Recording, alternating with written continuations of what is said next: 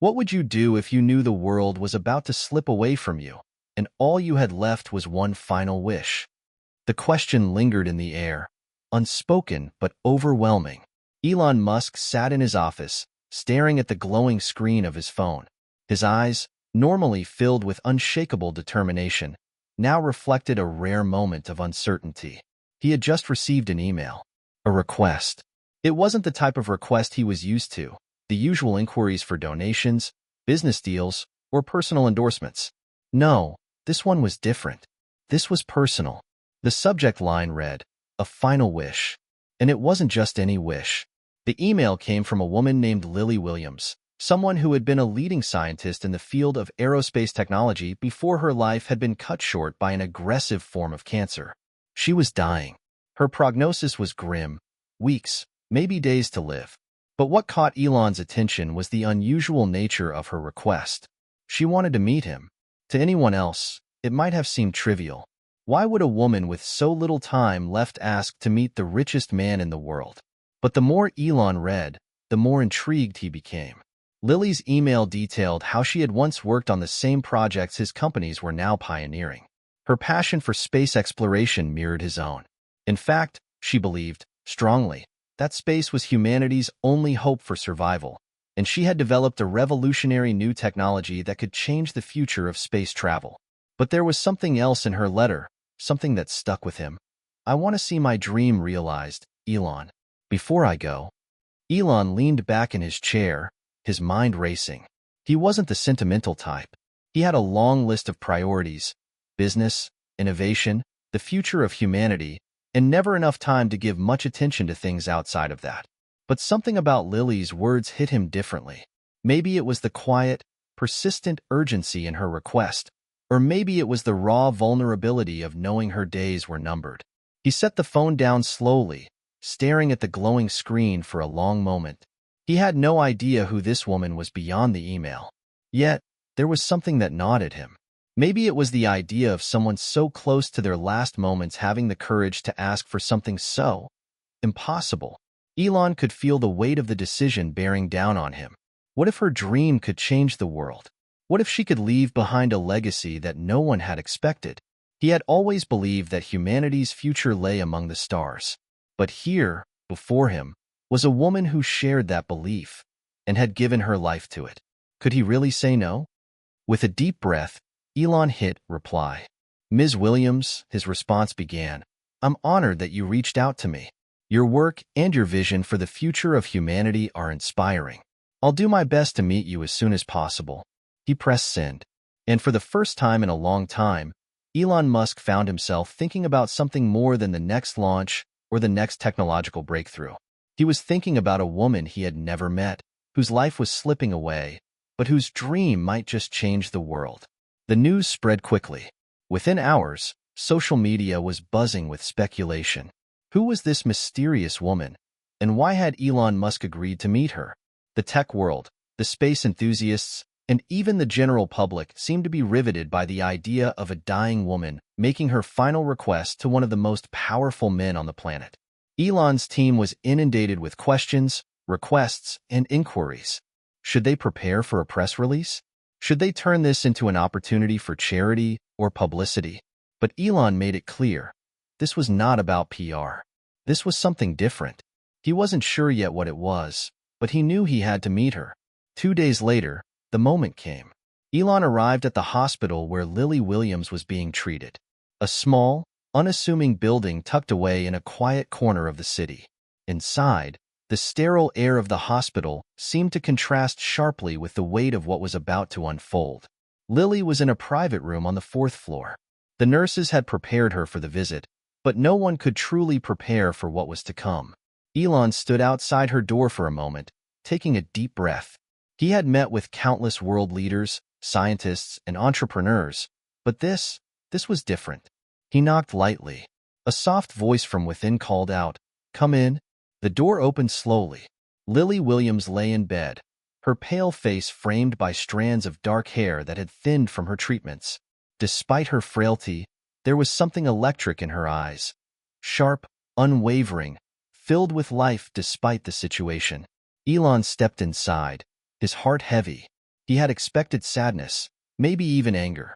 Instead, he was met with an unshakable calm. "Mr. Musk," she said, her voice a little shaky but firm, "thank you for coming. I know your time is valuable." Elon smiled softly, trying to mask the emotion that swelled inside him. "It's an honor to be here, Lily. Your letter, it moved me." Lily nodded, her eyes glistening. "I'm glad. I wanted to make sure you knew that this wasn't just a plea for help. It's a plea for a future I won't get to see, but one I know is worth fighting for." Elon took a seat beside her bed, his mind racing with the gravity of the situation. He had read her letter, about the technology she had worked on, about the future she believed in. But sitting here, face to face with her, it felt even more real, more urgent. "I'm not sure if I can change the world for you, Lily," Elon said quietly, "but I'll do whatever I can to honor your wish." She smiled then, a quiet, knowing smile. "I'm not asking for a miracle, Mr. Musk, just a chance to see my dream before I go." And in that moment, as the weight of her request hung in the air between them, Elon Musk realized that this wasn't just a woman asking for a final meeting. She was asking for him to carry on her dream, to bring her vision of a better future to life, even in the face of death. Lily Williams wasn't just any scientist. She was a visionary, someone who had seen beyond the confines of Earth and dared to dream of a future where humanity reached the stars. Her mind had once been part of the cutting-edge aerospace technology movement, and she had contributed groundbreaking work that had the potential to change the way humans traveled through space. But life, as it often does, had dealt her an unfair hand. Lily had always been driven by a singular purpose: to make space travel accessible, sustainable, and a cornerstone of humanity's future. Her contributions to the field were immeasurable. She had worked for years at a major aerospace company, pioneering designs for sustainable propulsion systems that could allow spacecraft to travel farther, faster, and more efficiently. But just when her career was reaching its peak, she had received the diagnosis that would change everything: cancer. It wasn't just any cancer. It was an aggressive form of leukemia that spread quickly, robbing her of the vitality she once had. Despite the diagnosis, Lily never stopped working. Even as her health deteriorated, she fought tirelessly to keep her research alive, pouring every last bit of energy she had into the one thing she knew could make a difference: the future of space exploration. Her daughter, Sophie, was the one constant in her life. Sophie had been just 6 years old when Lily was first diagnosed. Now, at 10, she had seen her mother through countless rounds of treatments, hospital stays, and the gradual but steady decline of the woman who was both her mother and her hero. Lily's work wasn't just about technology. It was about leaving Sophie with a legacy of hope and possibility, a belief that the future was not something to fear, but something to fight for. The hospital room where Lily spent her final days had become her sanctuary, a place where she continued to hold meetings, make phone calls, and write emails, even as the disease sapped her strength. It was here, surrounded by books, old blueprints, and her daughter's drawings on the walls, that she had written her letter to Elon Musk. But what was it about her request that struck such a chord with Elon?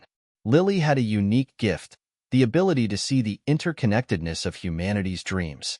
She understood that the success of any mission, whether it be a space mission or a scientific breakthrough, wasn't just about the technology. It was about the people, the dreamers, the doers. And in Elon Musk, she saw someone who could carry that torch forward, someone whose mission aligned so closely with her own. She wasn't asking for a handout. She wasn't asking for money. She was asking for something deeper: validation, a chance to see her vision carried into the future by someone who had the power to make it a reality. Her email had detailed her final wish with clarity. She asked Elon to meet her not just as a dying woman, but as a fellow believer in the future. She had devoted her life to creating technology that would revolutionize space travel, but there was one project she had never been able to finish, something she knew, deep down, could change the course of humanity's exploration of the stars. She wanted to see that project launched, even if she wasn't there to witness it herself. In the letter, Lily shared her plans for a propulsion system capable of long-term, sustainable interplanetary travel, a breakthrough technology that could be the key to humanity's survival. She had created the blueprint, but the final steps had been beyond her reach. "I know my time is short, Elon," her letter read, "but if there is any way, in any corner of the world, that you can make this happen, please do it. For the future. For my daughter. For humanity." As Elon sat across from Lily in her hospital room just days after receiving her letter, he couldn't help but be moved by the strength and clarity in her eyes. It was impossible not to feel the weight of her words. And, surprisingly, it was in this small, sterile room, surrounded by the constant beeping of machines and the quiet rustle of nurses in the hallway, that Elon realized something profound. He wasn't just meeting a scientist. He was meeting a person who had dared to imagine a future for humanity that went beyond the boundaries of Earth, who, despite facing her own mortality, still believed in the boundless potential of the human spirit. Lily's body was frail, but her mind was sharp, focused. When she spoke, there was no hint of self-pity. She was a woman with one mission: to ensure that the dream she had worked her entire life to build didn't die with her. "You know," she said softly, breaking the silence, "I spent my whole life working on this. My research, my family, my dreams. They were all tied to this vision of a future where humanity could truly be free. I wanted to see us break free from the Earth, to colonize other planets, to survive. But now, all I can do is pass on this hope to others. To you, if you'll carry it." Elon watched her, listening intently, as she shared more about her work. She spoke of her time at the aerospace company, the challenges she faced, and the projects she had started but never completed. Her ideas were as radical as they were brilliant: a propulsion system that could make interplanetary travel a reality, using sustainable energy sources that would allow humanity to explore and settle distant planets without destroying the environment of the ones they left behind. "I've put everything I have into this," she continued, "but I'm afraid it won't be enough. That's why I'm asking you, Elon. I know you have the resources, the drive, and the vision to make this a reality. I just need to know that someone will finish what I've started." Elon had seen many passionate people in his career, but there was something in Lily's eyes that was unlike anything he had encountered before. It wasn't desperation. It was pure belief. Belief in her work, belief in him, and, most importantly, belief in humanity's future. As the conversation drew to a close, Elon knew that Lily's request was not one he could ignore. He had made countless decisions throughout his career, but this felt different. It felt like something that transcended business or technology. This was about honoring a dream, a legacy, and a woman's final wish. "Lily," Elon said, his voice steady but sincere, "I'll do whatever it takes. You've already done the hard part. You've envisioned a future for all of us. I'll make sure your dream doesn't die here." Lily's face lit up with a small but genuine smile. "Thank you, Elon. I didn't know if you would say yes. But now, I can rest knowing that my work will live on." And with that promise, Elon Musk found himself swept up in a journey that was far bigger than anything he had planned. He wasn't just taking on a project. He was taking on the responsibility of a dream that would change the course of human history. And in doing so, he would also be honoring a woman whose belief in the future was stronger than anything else in her life. As Elon left Lily's room that day, the weight of her final request sat heavy on his shoulders. But he also felt something else: hope. A sense of purpose that he hadn't felt in years. For the first time in a long time, he wasn't just thinking about rockets, spacecraft, or Mars. He was thinking about a woman's legacy, and about how he, of all people, could bring it to life. After his conversation with Lily Williams, Elon Musk found himself wrestling with emotions he rarely allowed himself to feel: responsibility, doubt, and an overwhelming sense of urgency.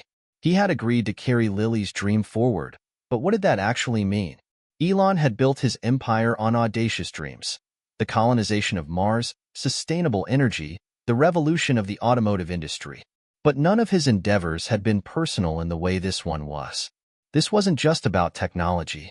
This was about a woman's last wish, a woman who had devoted her life to pushing humanity into the future, and now, with little time left, was asking him to finish the work she started. He sat in his office late into the night, the soft glow of his desk lamp casting long shadows over a pile of documents. His mind kept circling back to the propulsion system Lily had described in her letter, the breakthrough technology that could make long-term space travel possible, potentially opening the door for humanity's expansion beyond Earth. The potential was immense. But the more he thought about it, the more complex it seemed. The technology was years ahead of its time, requiring innovations that didn't exist in the market yet. To bring it to life would require more than just money. It would require an unprecedented level of collaboration, resources, and time. Where do I even begin? Elon muttered to himself. He leaned back in his chair and ran his fingers through his hair. There was no time to waste. Lily didn't have years to spare. The next morning, Elon assembled a team of his top engineers, scientists, and advisors at SpaceX headquarters in Hawthorne, California. He didn't provide them with much detail at first, just that there was a new project, a personal one, and he needed the best minds on it. As the team gathered around the conference table, Elon wasted no time. He pulled up the files Lily had sent him, her designs, her research notes, and a series of cryptic diagrams that appeared to be the blueprint for the propulsion system she had developed. His team looked at the documents, but their faces were a mixture of confusion and skepticism. No one had ever seen anything quite like it. This, Elon said, pointing to the diagrams on the screen, is our new mission. We're going to make this work. A murmur rippled through the room, the quiet buzz of disbelief palpable. Wait, Elon. One of the senior engineers, Dave, interrupted. You want us to build this? This looks, well, it looks impossible. I don't believe in impossible, Elon replied, his voice calm but resolute. This is our future. It's what we're working toward: sustainability, space colonization, interplanetary travel. This is the next leap. Another engineer, Claire, raised her hand. But this technology, if it works, could be a game changer. It could allow us to travel to other planets in a fraction of the time it would take with our current systems. The energy efficiency alone could power an entire colony on Mars. Elon nodded. Exactly. But that's not the only reason. The woman who created this, Lily Williams, is dying. She asked for one thing: that her dream be realized before she passes. I'm not going to let her down. We're going to make it happen. The room was silent for a moment as the gravity of Elon's words sank in. This wasn't just about the technical challenge or the future of space exploration. It was about honoring a woman's life work. The urgency, the passion in Elon's voice was contagious. The engineers leaned forward, a new fire igniting in their eyes. All right, Dave said, breaking the silence. We'll need to reevaluate everything. New materials, new propulsion technologies, and a whole new approach to energy conversion. This is going to take more than just a few tweaks to our current systems. I know, Elon replied, but I trust you all. If anyone can pull this off, it's this team. The room hummed with activity as the engineers dove into the details. Elon watched them work, his mind whirring with thoughts of what was to come. They were embarking on a project that could change the course of human history, and in a way, it was a chance to redeem himself. The weight of Lily's final wish settled on his shoulders, but instead of feeling burdened, he felt driven. There was no time to waste. A week later, Elon and his team gathered in a small, private meeting room to discuss the initial findings. The room was thick with tension. No one knew exactly how to approach the task ahead, but they all understood its significance. Claire, the lead engineer, was the first to speak. Elon, we've been going through the blueprints. Honestly, it's brilliant. But the materials Lily proposed aren't feasible with the current technology we have. We're going to need to create entirely new composites, something lighter, more durable. The energy requirements for the propulsion system are off the charts. We'll need to re-engineer how we store and convert energy at an unprecedented scale. Elon frowned, the enormity of the task sinking in. I don't care if it takes years. If Lily believed it could be done, then we will make it happen. But, Elon, Dave said, this technology is still theoretical. We can't just magically make it work with a few adjustments. We need a whole new approach, something radical. I'm not asking for a miracle, Elon responded firmly, but I am asking for belief. I'm asking you to push beyond what we think is possible. That's what we do here at SpaceX, isn't it? There was a pause. One by one, the engineers nodded. They knew what was at stake. They knew the challenges ahead. But they also understood something deeper. This wasn't just about rockets or space stations. It was about a dream, a woman's dream, and the future of humanity. We'll need to start from scratch, Claire said, her voice steady. But if we can get this right, we won't just change space travel. We'll change everything. Elon looked around the room, his eyes locking with each team member. That's exactly what we're going to do. Let's get to work. As the team set to work on Lily's vision, Elon spent more time at the hospital, sitting by her side, learning more about her life, her passions, and the sacrifices she had made to bring humanity closer to the stars. Each visit deepened his commitment to the project. He wasn't just building a propulsion system. He was honoring Lily's legacy. One day, as he sat with her in her hospital room, Lily smiled faintly and said, "I didn't expect you to actually take it on, you know? I didn't think anyone would, but I believed you could." Elon took her hand, his voice low. "I won't let you down, Lily. I promise." She squeezed his hand gently. "That's all I needed to hear. Thank you for believing in me." Elon's days began to blur together. There was no longer a distinct line between his work at SpaceX and his visits to Lily. He was fully immersed in both, the technical challenge of making her propulsion system a reality and the deeply personal mission to honor her last wish. But even as he worked tirelessly, a question loomed over him. Could they actually make this work? Could he and his team accomplish the impossible? The blueprints Lily had provided were more than just a technical puzzle. They were an invitation to think beyond the conventional.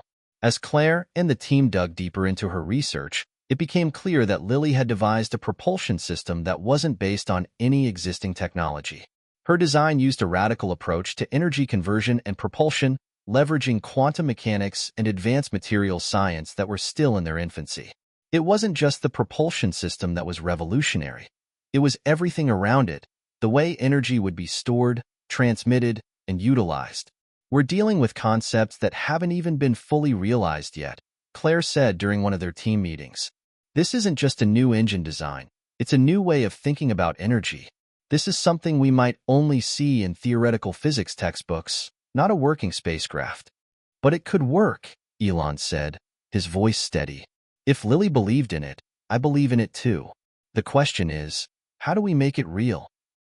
The engineers huddled around the whiteboard, drawing complex equations and diagrams. They were brilliant, but they were also feeling the weight of the task. They weren't just developing a new propulsion system, they were rewriting the future of space travel. It wasn't just about one breakthrough. It was a cascade of breakthroughs that needed to happen simultaneously. Materials needed to be re-engineered from the atomic level. Energy systems would need to be completely rethought. The propulsion itself, if it worked, could potentially change how humanity traveled across space forever. But the problem was that it seemed like the kind of leap forward that should take decades to develop, not a few months. "This is going to take more than just money," Dave, the senior engineer, said. "We're going to need a global collaboration. We need the brightest minds in quantum mechanics, material science, and energy storage working together. We're talking about cutting-edge research that hasn't even been published yet." Elon paused. "Then we'll make it happen. I don't care about the timeline. If we need to bring in experts from around the world, we'll do it." He was no stranger to ambitious projects. SpaceX had made its name by achieving what others considered impossible. But this was different. There were no precedents, no established paths to follow. It was a blank slate, a dream to be built from scratch. Back at the hospital, Lily's condition continued to decline. Every time Elon visited her, he noticed her fading energy and the toll the disease had taken on her body. But her spirit remained unbroken. She still had that fire in her eyes, the same intensity that had driven her to push the boundaries of science. It was in these moments that Elon felt the true weight of the promise he had made. "I've been thinking about your propulsion system, Lily," Elon said one afternoon, sitting beside her bed. "It's not just a design. It's a whole new way of thinking. It's beyond anything we've ever attempted." Lily smiled weakly. "I knew you'd get it. It's all connected, you know? The energy, the propulsion, the sustainable travel. It's not just about rockets or machines. It's about humanity's future. We can't keep relying on Earth's resources if we want to survive as a species." I agree, Elon said, his voice quiet. And I won't stop until it's done. But I'm going to need help. This is bigger than SpaceX. I need the best minds in the world on this. You'll find them, Lily said, her voice filled with certainty. There's always someone out there who believes in the impossible. You just have to find them. Her words stayed with Elon as he left the hospital later that day. There's always someone out there who believes in the impossible. It was exactly the kind of thinking that had shaped his own career. He had faced countless setbacks, failures, and criticisms throughout his life. But each time he had pressed forward, believing that the impossible could become reality. And now, Lily's dream had become his. The next morning, Elon gathered a team of experts from around the world. He reached out to renowned physicists, quantum engineers, and material scientists, people who were on the bleeding edge of research and innovation. They came from different corners of the globe, some from academia, some from private research labs, and some from rival companies.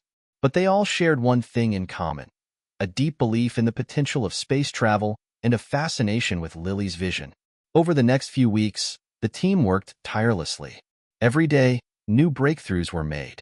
Some were small, like creating more efficient energy storage systems, but others were monumental. They discovered new ways to harness quantum energy for propulsion. They found methods to manipulate atoms to create lighter, stronger materials, and they even began to unlock the mysteries of how to use dark energy as a power source for long-distance space travel. Elon watched as the impossible began to take shape before his eyes. It was as though the pieces of a jigsaw puzzle, scattered across the globe, were finally coming together. Lily's dream was no longer just an idea. It was becoming a reality. On one of his late-night visits to the hospital, Elon arrived with a folder of new designs, research, and data. He wanted to share the progress with Lily.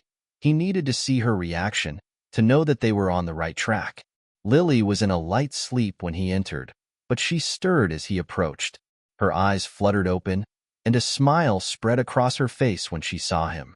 "Did you bring me something?" she asked softly. Elon nodded and opened the folder. "We've made incredible progress. The propulsion system, your system, is starting to take shape. We've found new ways to store energy, and we've unlocked the secrets of quantum propulsion." Lily's eyes brightened, and she reached out to touch the pages of the folder. Her hands were frail, but there was an unmistakable spark in her gaze. "I knew you would," she whispered, almost as if to herself. "I knew it would work." Elon's heart tightened. "We're not there yet, but we're getting closer every day. I won't stop until we finish this, Lily. I promise." Lily's smile softened. "Thank you. I can't tell you how much that means to me." And as Elon sat there, watching Lily hold the designs in her hands, he realized something profound. He wasn't just working on a project anymore. He wasn't just creating technology. He was giving hope to a dying woman, fulfilling her greatest wish, and honoring a dream that could change the course of human history. Elon sat alone in his office late at night, staring at the large display screen that illuminated the room. The blueprints for the propulsion system were spread out before him, filled with complex equations and diagrams. Every inch of the design felt like a monumental step forward, but there was a part of him that still questioned if they could pull it off. The stakes were higher than ever. This wasn't just a project. This was the realization of a dream that would define the future of space travel. And he wasn't alone in this. He had brought together some of the best minds in the world, people who had dedicated their lives to solving the most complicated problems in science and engineering. Yet, even with all their talent and drive, there was no guarantee they could make it work. The unknowns were vast. The hum of the fluorescent lights above him was almost deafening in the silence of the room. Elon tapped his pen against the desk as he thought about Lily. He hadn't heard her voice in a few days. Her condition had worsened. It wasn't clear how much longer she had, and that knowledge weighed heavily on him. Every visit was becoming harder. But every time he looked at the plans, every time he saw the results of the team's hard work, it reminded him why he had taken on this responsibility in the first place. It wasn't just for space exploration. It was for her. For the promise he made to a woman who had given everything for a dream. The next morning, the team convened for another meeting. As they filed into the conference room, the usual energy was replaced by a quiet, palpable sense of tension. The last few weeks had been an intense period of breakthroughs and setbacks, but now they were at a critical juncture. They were close to finalizing the prototype of the propulsion system, but they still had questions. And those questions could determine whether the system would work as designed or implode in ways they couldn't anticipate. Claire was the first to speak. Elon, we're at a crossroads. The propulsion design is theoretically sound, but the energy requirements, they're pushing the boundaries of what's possible with current technology. Elon didn't flinch. He had expected this. How much of a margin do we have? Dave leaned over a set of papers, his brow furrowed. We're cutting it close. Even if we adjust the fuel efficiency, we're still looking at a system that consumes an astronomical amount of energy. If we don't solve this, it won't matter how advanced the propulsion system is. It won't have the power to even leave Earth's atmosphere. A feeling of urgency rippled through the room. Elon exhaled slowly and looked around at his team, the weight of the situation pressing down on him. We're not giving up, Elon said firmly, his voice cutting through the tension. We've come too far for that. We'll find a way. They all knew it wasn't just about finding a solution. It was about finding the right solution, one that could work in the real world. In the next few days, the team worked non-stop, revisiting every calculation, every assumption, and every material choice. Late one evening, Elon received a message from Claire. We may have found something. It was cryptic, but it sent a ripple of hope through him. He grabbed his jacket and rushed to the lab, where the team was working late into the night.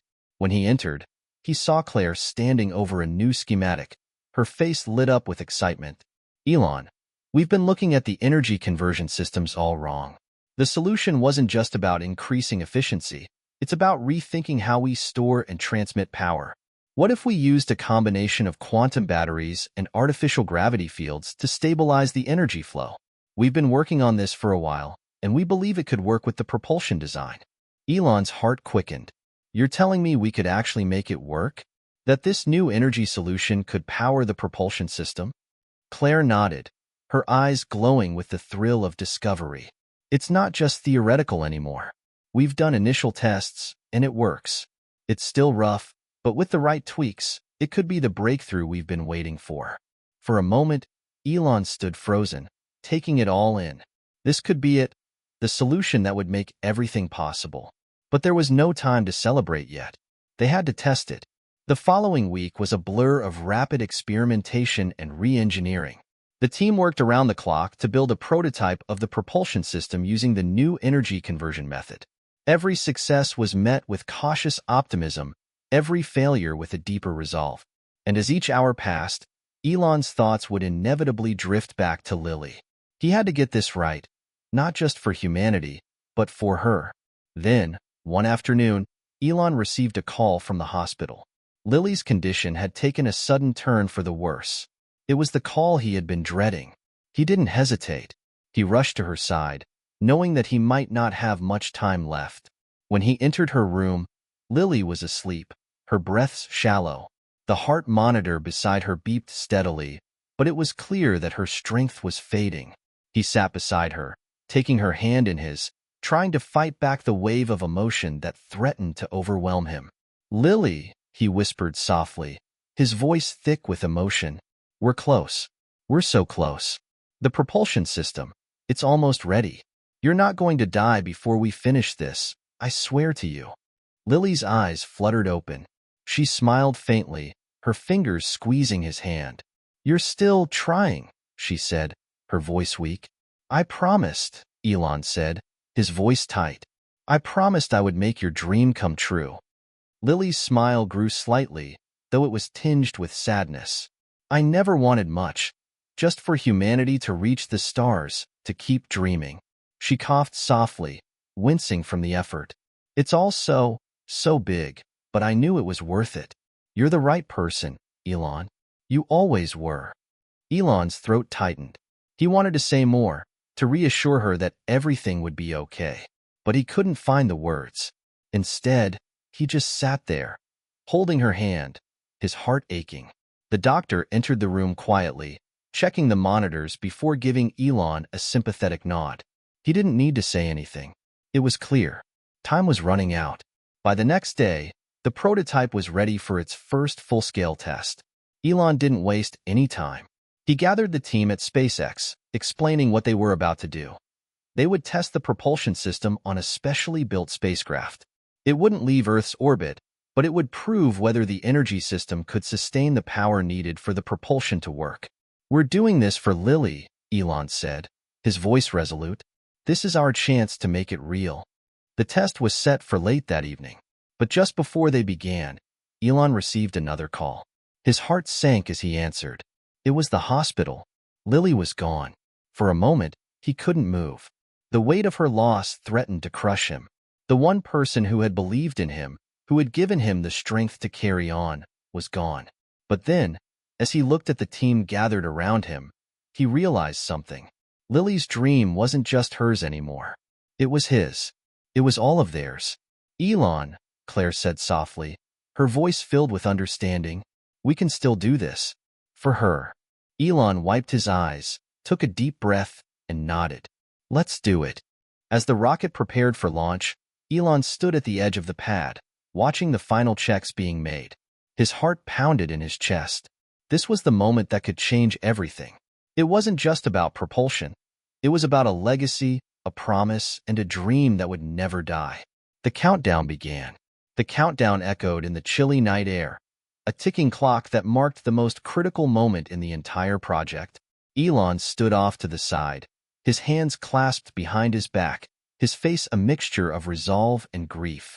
His heart felt heavy, not just with the weight of what they were about to attempt, but with the memory of Lily, who had believed in this more than anyone. Her death had left a hole in his chest that nothing could fill, but she had entrusted him with her vision. And now, that vision was about to take flight. He had promised her. He would make it happen. The spacecraft stood before him, a gleaming, cutting-edge vessel that represented not just years of SpaceX's progress, but the culmination of a revolutionary propulsion system. The engineers had worked non-stop to integrate Lily's quantum energy system into the spacecraft. If the test worked, the world would change forever. If it failed, it would be a setback they might never recover from. Elon's mind drifted briefly to the hospital, to the soft, fragile hand that had once held his with so much hope. "We'll finish this for you, Lily," he thought. "You were right about everything." His fingers itched to check his phone, but he knew better. The world was watching.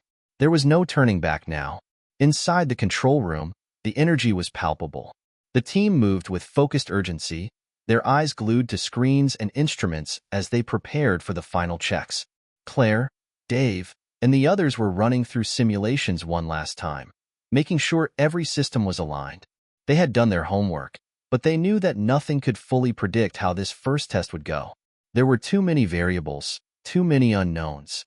"Everything is looking green," Claire said, her voice calm but laced with anticipation. "Systems are stable. All indicators are go." Dave nodded, eyes scanning the screens. "We're good to launch. But the real test starts once we hit the ignition. If the energy system doesn't stabilize, we could be looking at a serious malfunction." Elon stepped forward, his voice steady but carrying the weight of the moment. "We've prepared for this. Let's make history." The final countdown began. T-10.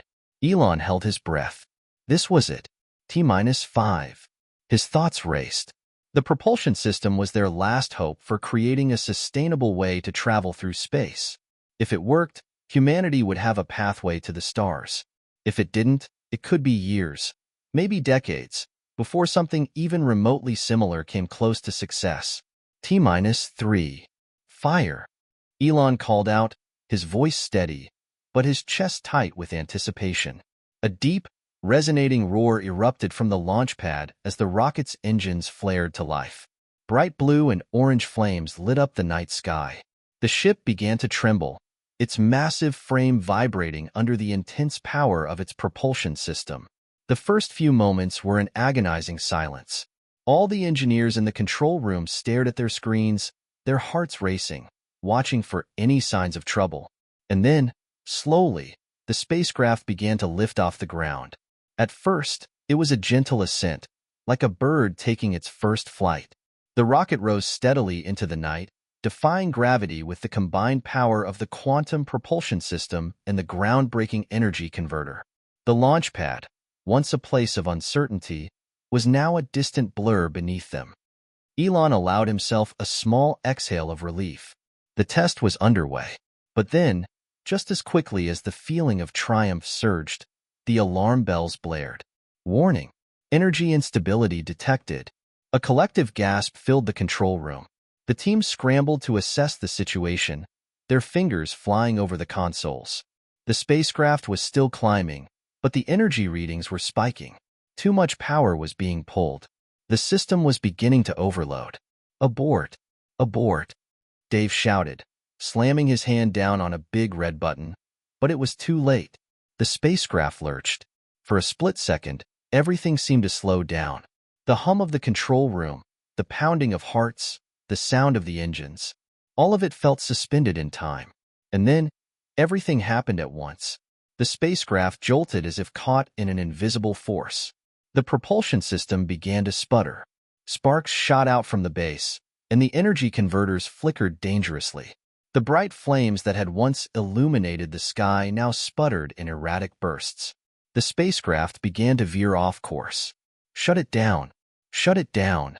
Claire's voice rang out, desperate. Elon's mind raced as he scanned the data coming in. No, this can't be happening now. But before he could make a decision, the energy systems began to stabilize. The spacecraft slowly regained control, its trajectory recalibrating.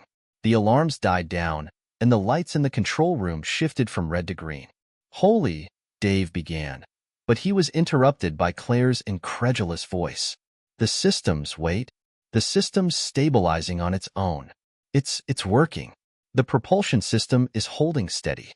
The room erupted into shocked disbelief. The rocket had stabilized, and now it was climbing smoothly, its engines humming at full power. The data showed no signs of further instability. Elon's breath caught in his chest. The impossible had just become possible. Outside, the rocket continued to ascend, rising higher and higher into the atmosphere. It was no longer just a test. It was a new era in space exploration. The propulsion system, though imperfect in its early stages, had proven itself capable of delivering the thrust required to leave Earth's atmosphere. If they could refine it, improve its stability, and integrate it into larger spacecraft designs, the possibilities were endless. Elon felt a wave of overwhelming emotion as he watched the rocket disappear into the stars. It was as if the world had shifted beneath his feet, and for a moment, it felt like Lily was still with him. Her dream was alive. The mission had succeeded, but the journey was far from over. Hours later, after the launch had been deemed a success, Elon stood alone on the balcony of SpaceX headquarters, overlooking the empty launch pad. The stars above were quiet, distant, and infinite. For the first time since Lily's death, Elon allowed himself to feel the weight of it all. "She's gone," he thought, his chest tight with sorrow. But she wasn't really gone, not as long as he kept her dream alive. The propulsion system had worked, and now the next step was clear. They would take this technology and refine it, expand it, until it could carry humanity across the stars. And with that thought, Elon knew that this was only the beginning. This wasn't just about space exploration. It was about the future of humanity. It was about making sure that Lily's legacy lived on in every step they took, every test they ran, every person they inspired. He looked up at the sky, his mind racing with possibilities, and whispered to the night, "This is for you, Lily. We'll reach the stars together." The days after the successful launch passed in a blur of press conferences, interviews, and celebrations. The world had watched in awe as SpaceX's groundbreaking propulsion system defied expectations and demonstrated its potential. The media was buzzing with headlines that spoke of a new dawn for humanity's future in space. The impossible propulsion system, a giant leap for mankind, read one headline. Elon Musk's triumph, the next step to Mars, read another. It was a media frenzy, and it felt like everyone was finally paying attention to the dream that had once seemed impossible. But for Elon, the thrill of success was tempered by an undercurrent of grief. Lily's absence was felt in every victory. She had always been by his side, encouraging him through setbacks and challenges, always with that infectious belief that anything could be done. Now, it felt as though a piece of him was missing. Still, he couldn't ignore the facts. The propulsion system worked. It was the future of space exploration. The dream she had shared with him, the dream they had both fought for, was beginning to take shape. And now, more than ever, it felt real. One afternoon, while Elon was sitting in his office going through the latest design improvements, he received a message that made his heart race. It was a video call from Claire. Her face appeared on the screen, bright with excitement. "Elon, you need to see this," she said, her voice full of anticipation. He leaned forward, trying to shake off the weight of the moment. "What's going on?" "We've got results from the second test run. The propulsion system is holding steady, and we've got real-time data on the energy converters. You're going to want to see this." Claire quickly shared her screen, revealing complex data charts and graphs that filled the room. The energy output, the stability of the system, the thrust capacity. It was all coming together in ways that were beyond their expectations. "This is bigger than we thought," Elon muttered, his eyes scanning the numbers. This is real." Claire nodded. "We're not just talking about orbital launches anymore. This is interplanetary. We're talking about traveling to Mars, to the moon, maybe even further." Elon took a deep breath, the gravity of the situation sinking in. "You mean we're actually going to make it to Mars? This isn't just a concept anymore." "We're not just going to Mars," Claire said, her voice lowering with the weight of her words. "We're going to make humanity a multiplanetary species. This is just the beginning." For a long moment, neither of them spoke. It was as though the magnitude of what they were saying was too great to fully comprehend. Elon's mind raced, spinning with possibilities. They were on the edge of something that could change everything, the human race's destiny among the stars. As the months passed, the propulsion system was refined, its energy converter technology stabilized, and the spacecraft prototype improved. SpaceX engineers worked tirelessly to perfect the system, and Elon poured all of his focus into ensuring that the mission to Mars could become a reality. Every conversation, every decision, was now laser-focused on one goal: to take humanity beyond Earth. But for all the advancements and progress, the quiet pain of losing Lily remained. Elon would find moments, often in the middle of long days filled with meetings or in the dead of night when the world was silent, when her absence felt almost unbearable. He missed her wisdom, her laughter, her belief in him. He missed the way she had been the first to believe in something bigger than themselves. One evening, as Elon was walking through the hallways of SpaceX headquarters, he found himself pausing at the memorial that had been erected in Lily's honor. A simple plaque read, "Lily Musk, Visionary of the Stars." Beneath the words was a photo of her smiling in the lab, her hair flying in the wind during one of their many brainstorming sessions. It was a photo that captured her spirit, her unwavering belief in something greater than herself. Elon stood there for a moment, his eyes brimming with unshed tears. "We'll get there, Lily. I promise." Meanwhile, the team had shifted its focus to preparing for the first manned mission with the propulsion system. After the success of the unmanned test flight, SpaceX was now preparing to take the next huge step. They were going to send astronauts to space, aboard a spacecraft powered by the new propulsion system. This would be the true test of the technology's capabilities, and it would also mark the first step toward their larger goals, Mars and beyond. The astronauts who would undertake this historic mission were already in training. They were a group of exceptional men and women, carefully selected for their expertise, courage, and resilience. Some were veterans of previous space missions, while others were newcomers, their eyes filled with the wonder of what lay ahead. But the pressure was immense. SpaceX's reputation was riding on the success of this mission, and the propulsion system's first manned test flight had to go flawlessly. Elon knew that failure wasn't an option. The stakes had never been higher. He gathered the team in the briefing room, the air thick with anticipation. The astronauts stood in front of him, their uniforms crisp, their faces determined. He could see the fire in their eyes. They weren't afraid. They were ready. "We've been working toward this moment for years," Elon began, his voice firm but filled with emotion. "This isn't just a test. This is the future of humanity. You're not just going to space. You're going to change the course of history." The astronauts nodded, a mix of excitement and solemnity in their expressions. "I know it's been a long road," Elon continued, "but we've done something extraordinary. This propulsion system, this technology, is what will carry us to the next frontier. I need you all to trust in it and trust in each other. This mission represents more than just a scientific breakthrough. It represents the dream of all of us, a dream that started with one person who believed that we could do the impossible." He paused for a moment, allowing the weight of his words to sink in. Lily believed in this. And now, we're going to make sure that her vision, our vision, is realized. We're going to Mars and beyond. The astronauts saluted him, their faces resolute. Elon stepped back, allowing the crew to gather their things. As they filed out of the room, he lingered for a moment, his eyes focused on the screen in front of him. It wasn't just about rockets, engines, or technology. It was about something bigger, the belief that humanity's future lay among the stars. And for the first time in a long time, Elon smiled. This was it. They were on their way.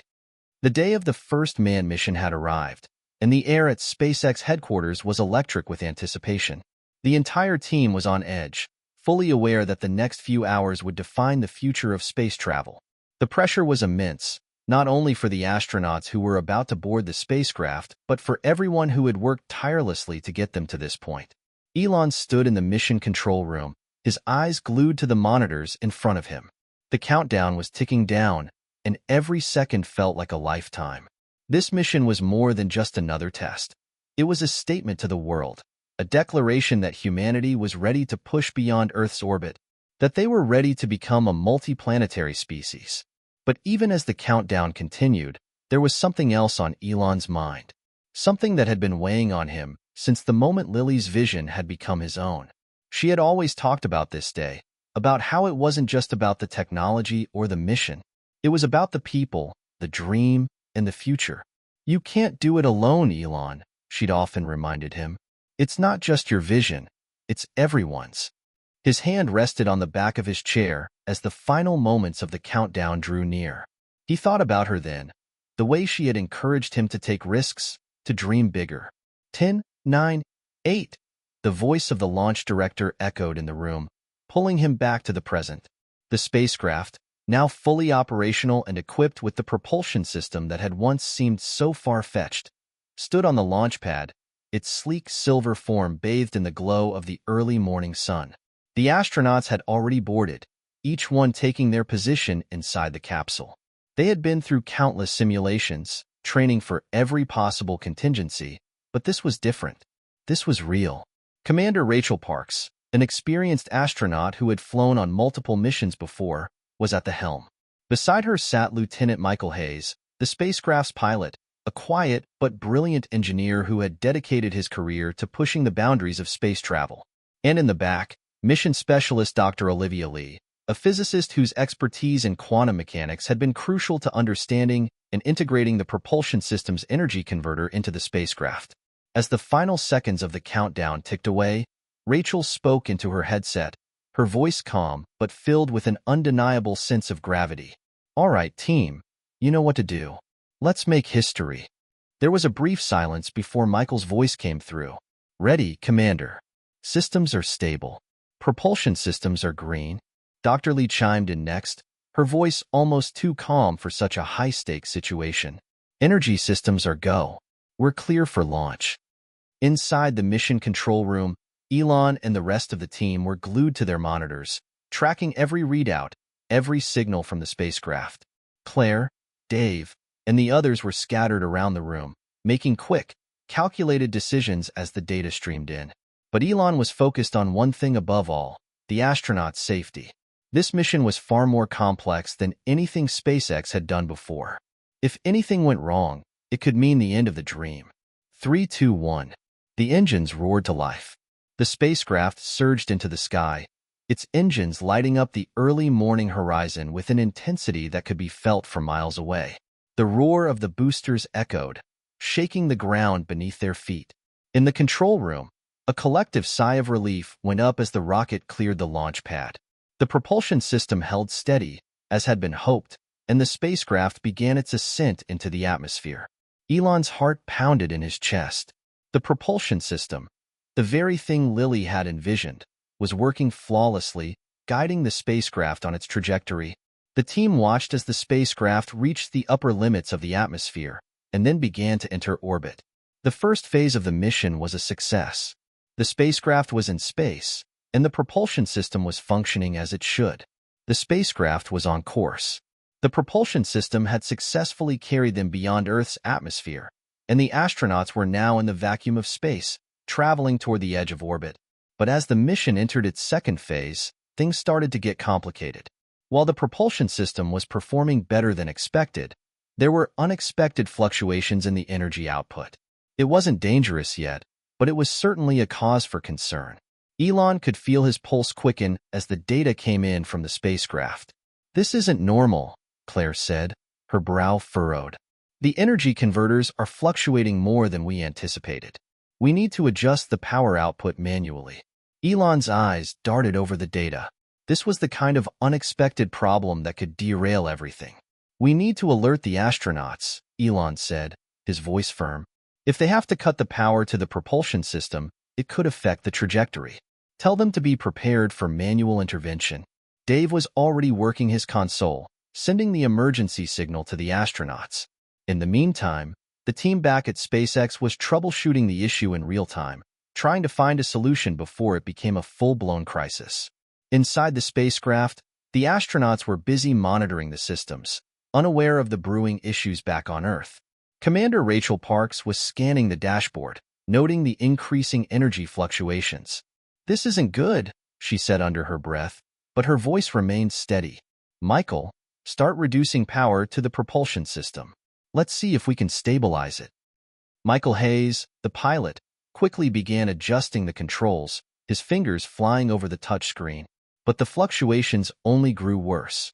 The spacecraft's trajectory was beginning to change ever so slightly.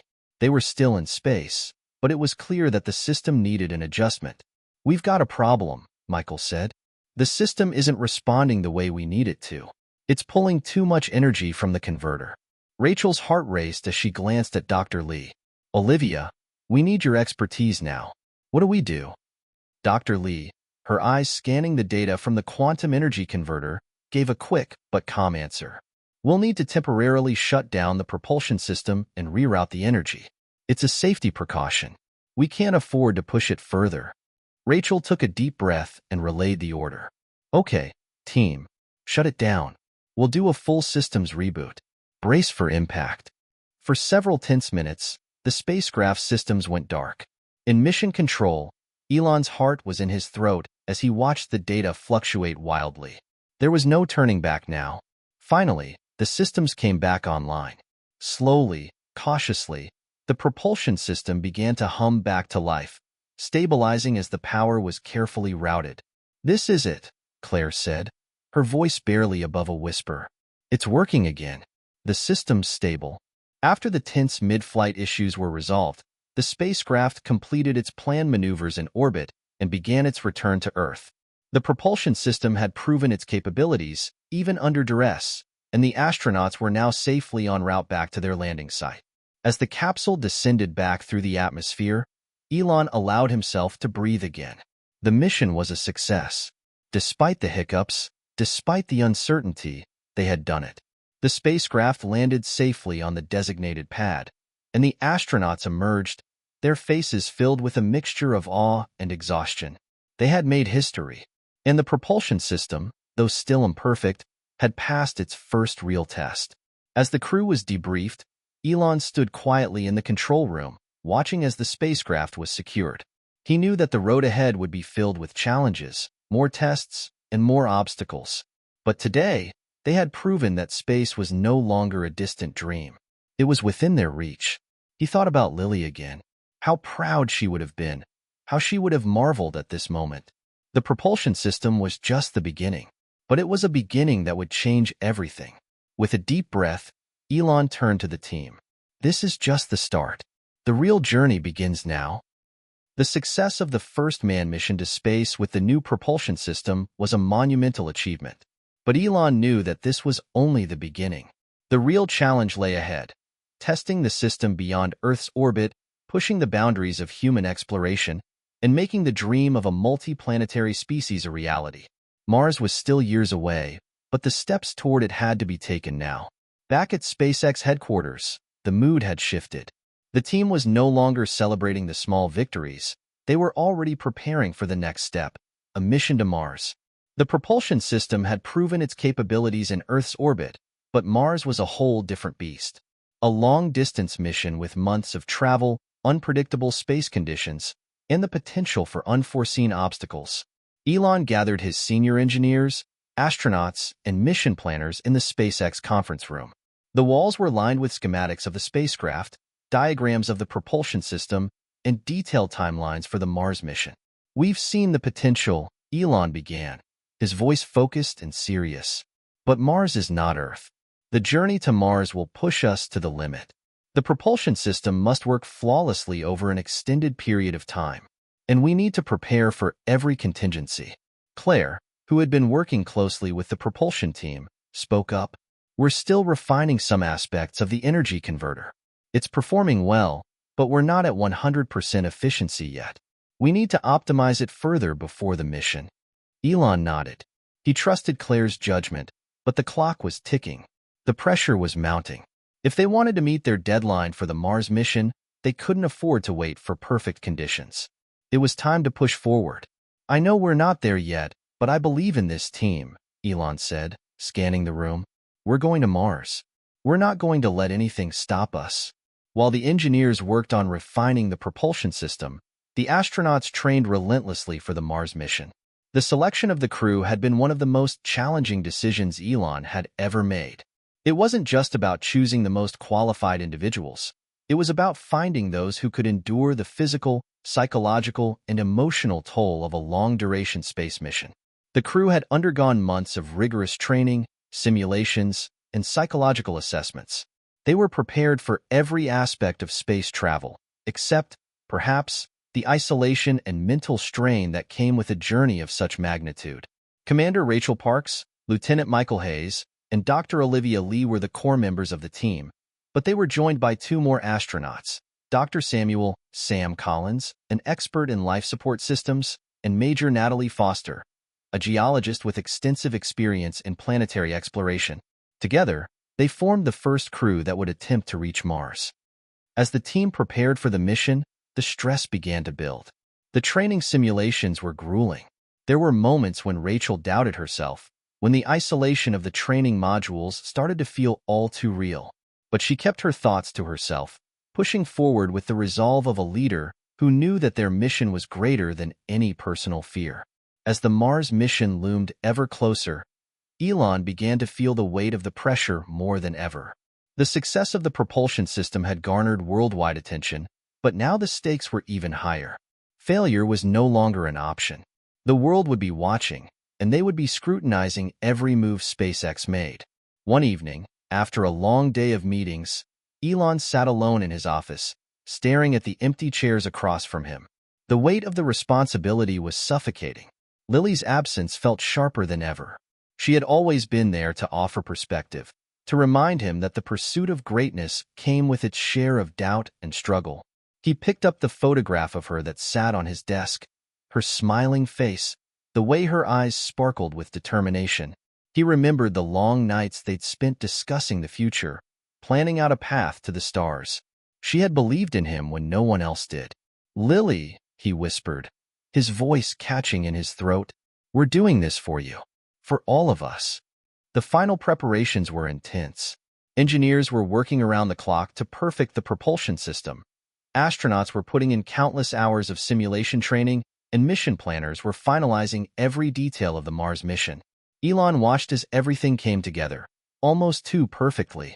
The launch date was set. The spacecraft would take off in 3 months, marking the beginning of humanity's first true attempt to reach Mars. The team had completed their training, the spacecraft had been tested and retested, and the propulsion system was finally showing signs of peak efficiency. But with every success came a new challenge. The day before the launch, Elon received some unsettling news. The data from the latest simulation run showed an anomaly, a small but significant fluctuation in the propulsion system's energy output. It wasn't enough to cause an immediate risk, but it was concerning. He called a meeting with Claire and the engineering team immediately. As they pored over the data, Elon's mind raced. If they didn't resolve this issue before the launch, it could jeopardize the mission. The propulsion system had already undergone numerous tests, but this one anomaly was different. If they launched and it malfunctioned mid-flight, the consequences could be catastrophic. "We can't afford to let this slide," Elon said, his voice tight with urgency. "We need a solution, and we need it now."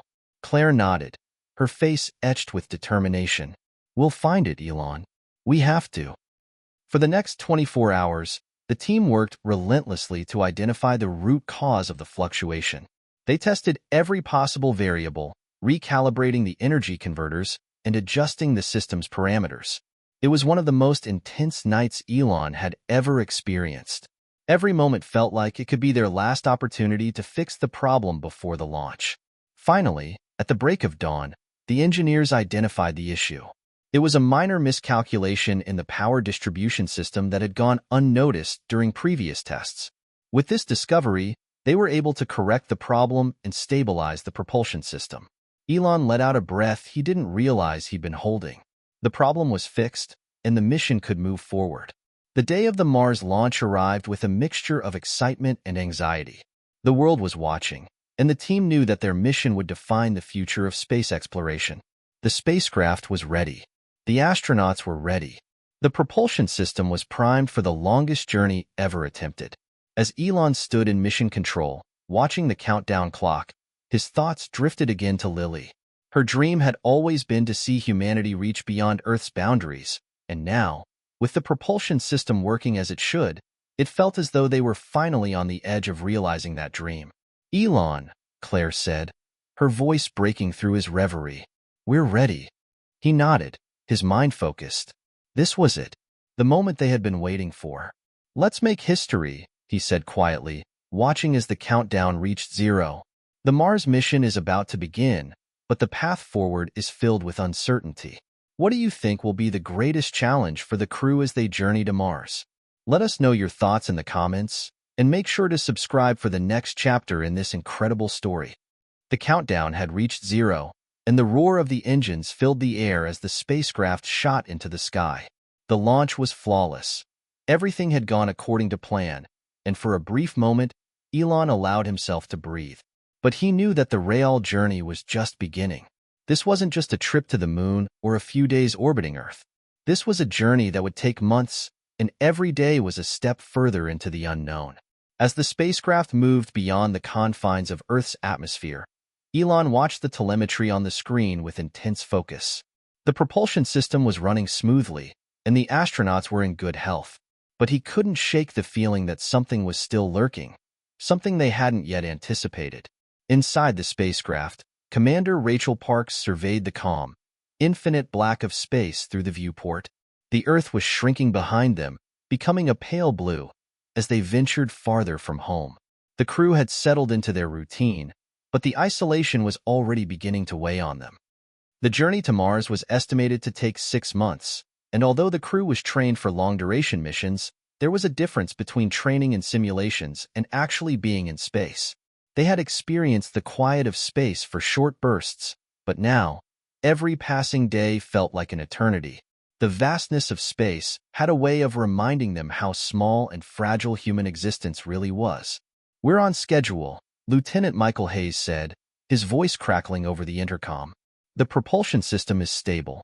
We're averaging the expected speed, and all systems are functioning at optimal levels." Rachel nodded, although her mind was already racing ahead. Stability in the early days was crucial, but there would be no rest for the crew.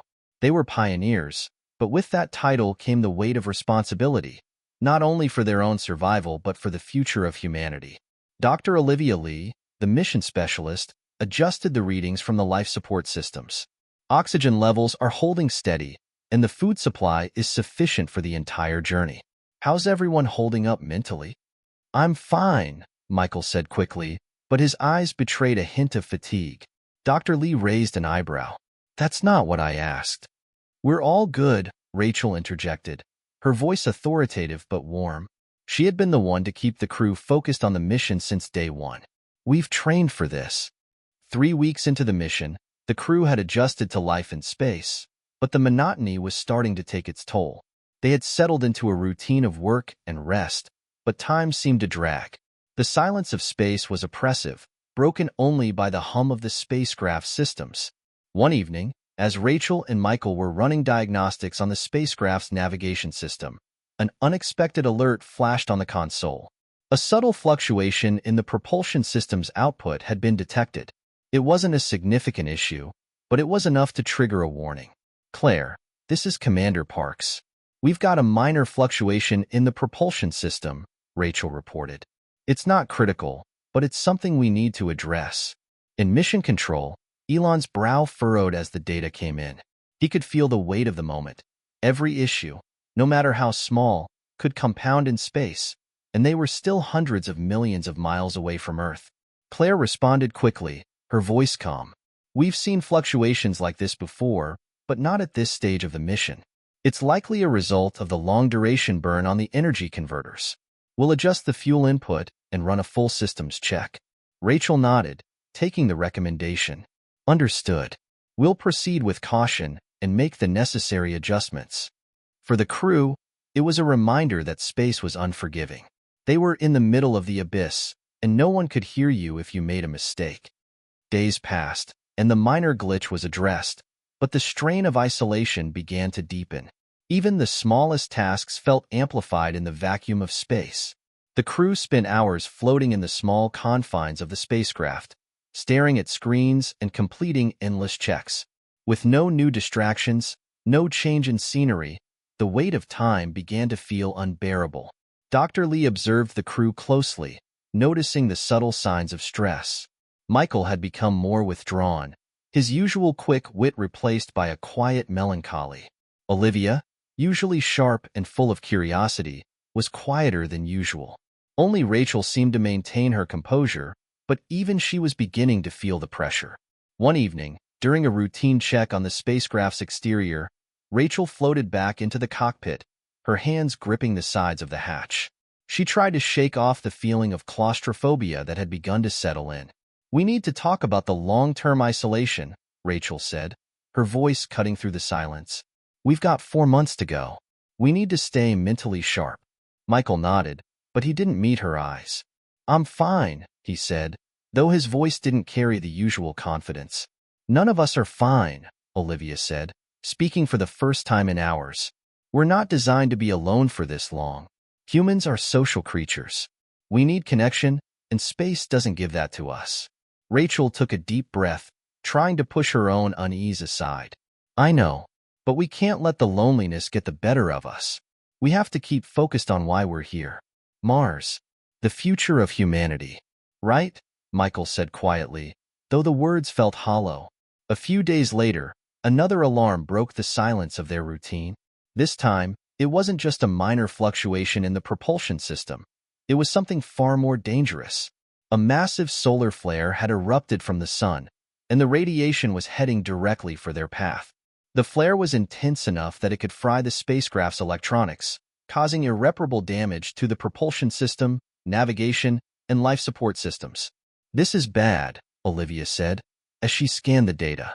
"The flare's intensity is off the charts. We have to get out of its direct line of fire." Rachel didn't hesitate. "Claire, we're dealing with a major solar flare. What are our options?" In mission control, Claire and the engineering team scrambled to come up with a solution. "The spacecraft's shield should be able to handle most of the radiation, but you need to orient the ship to minimize exposure. We're adjusting the power levels now." Elon's face was tight with concern. This wasn't a problem that could be easily solved. The flare had the potential to damage everything they had worked so hard for. "Rachel, get the ship into position," Elon ordered, his voice sharp with urgency.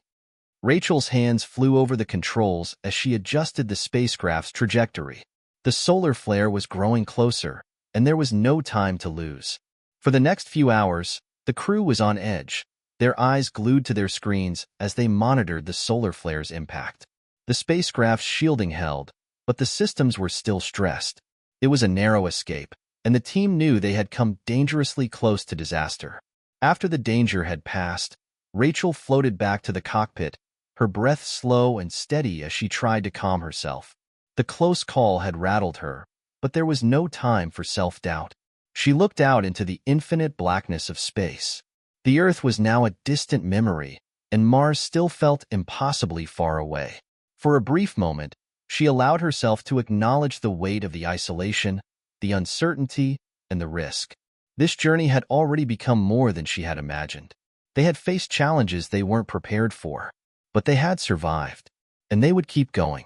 Rachel spoke softly, more to herself than anyone else. "We're going to make it." The solar flare had been the crew's first real test in deep space, and they had passed it. Barely. Yet the danger had not passed.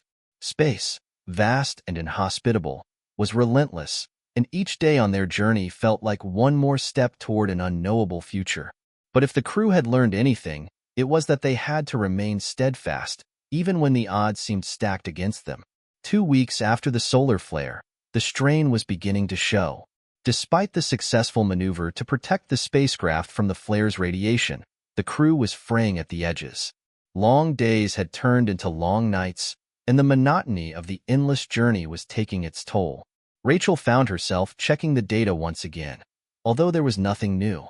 No malfunctions, no warning signals. Everything was operational, yet the silence gnawed at her. "Michael, how's the crew holding up?" Rachel asked one evening as she floated next to the observation window, staring into the void. Michael didn't look up from his console.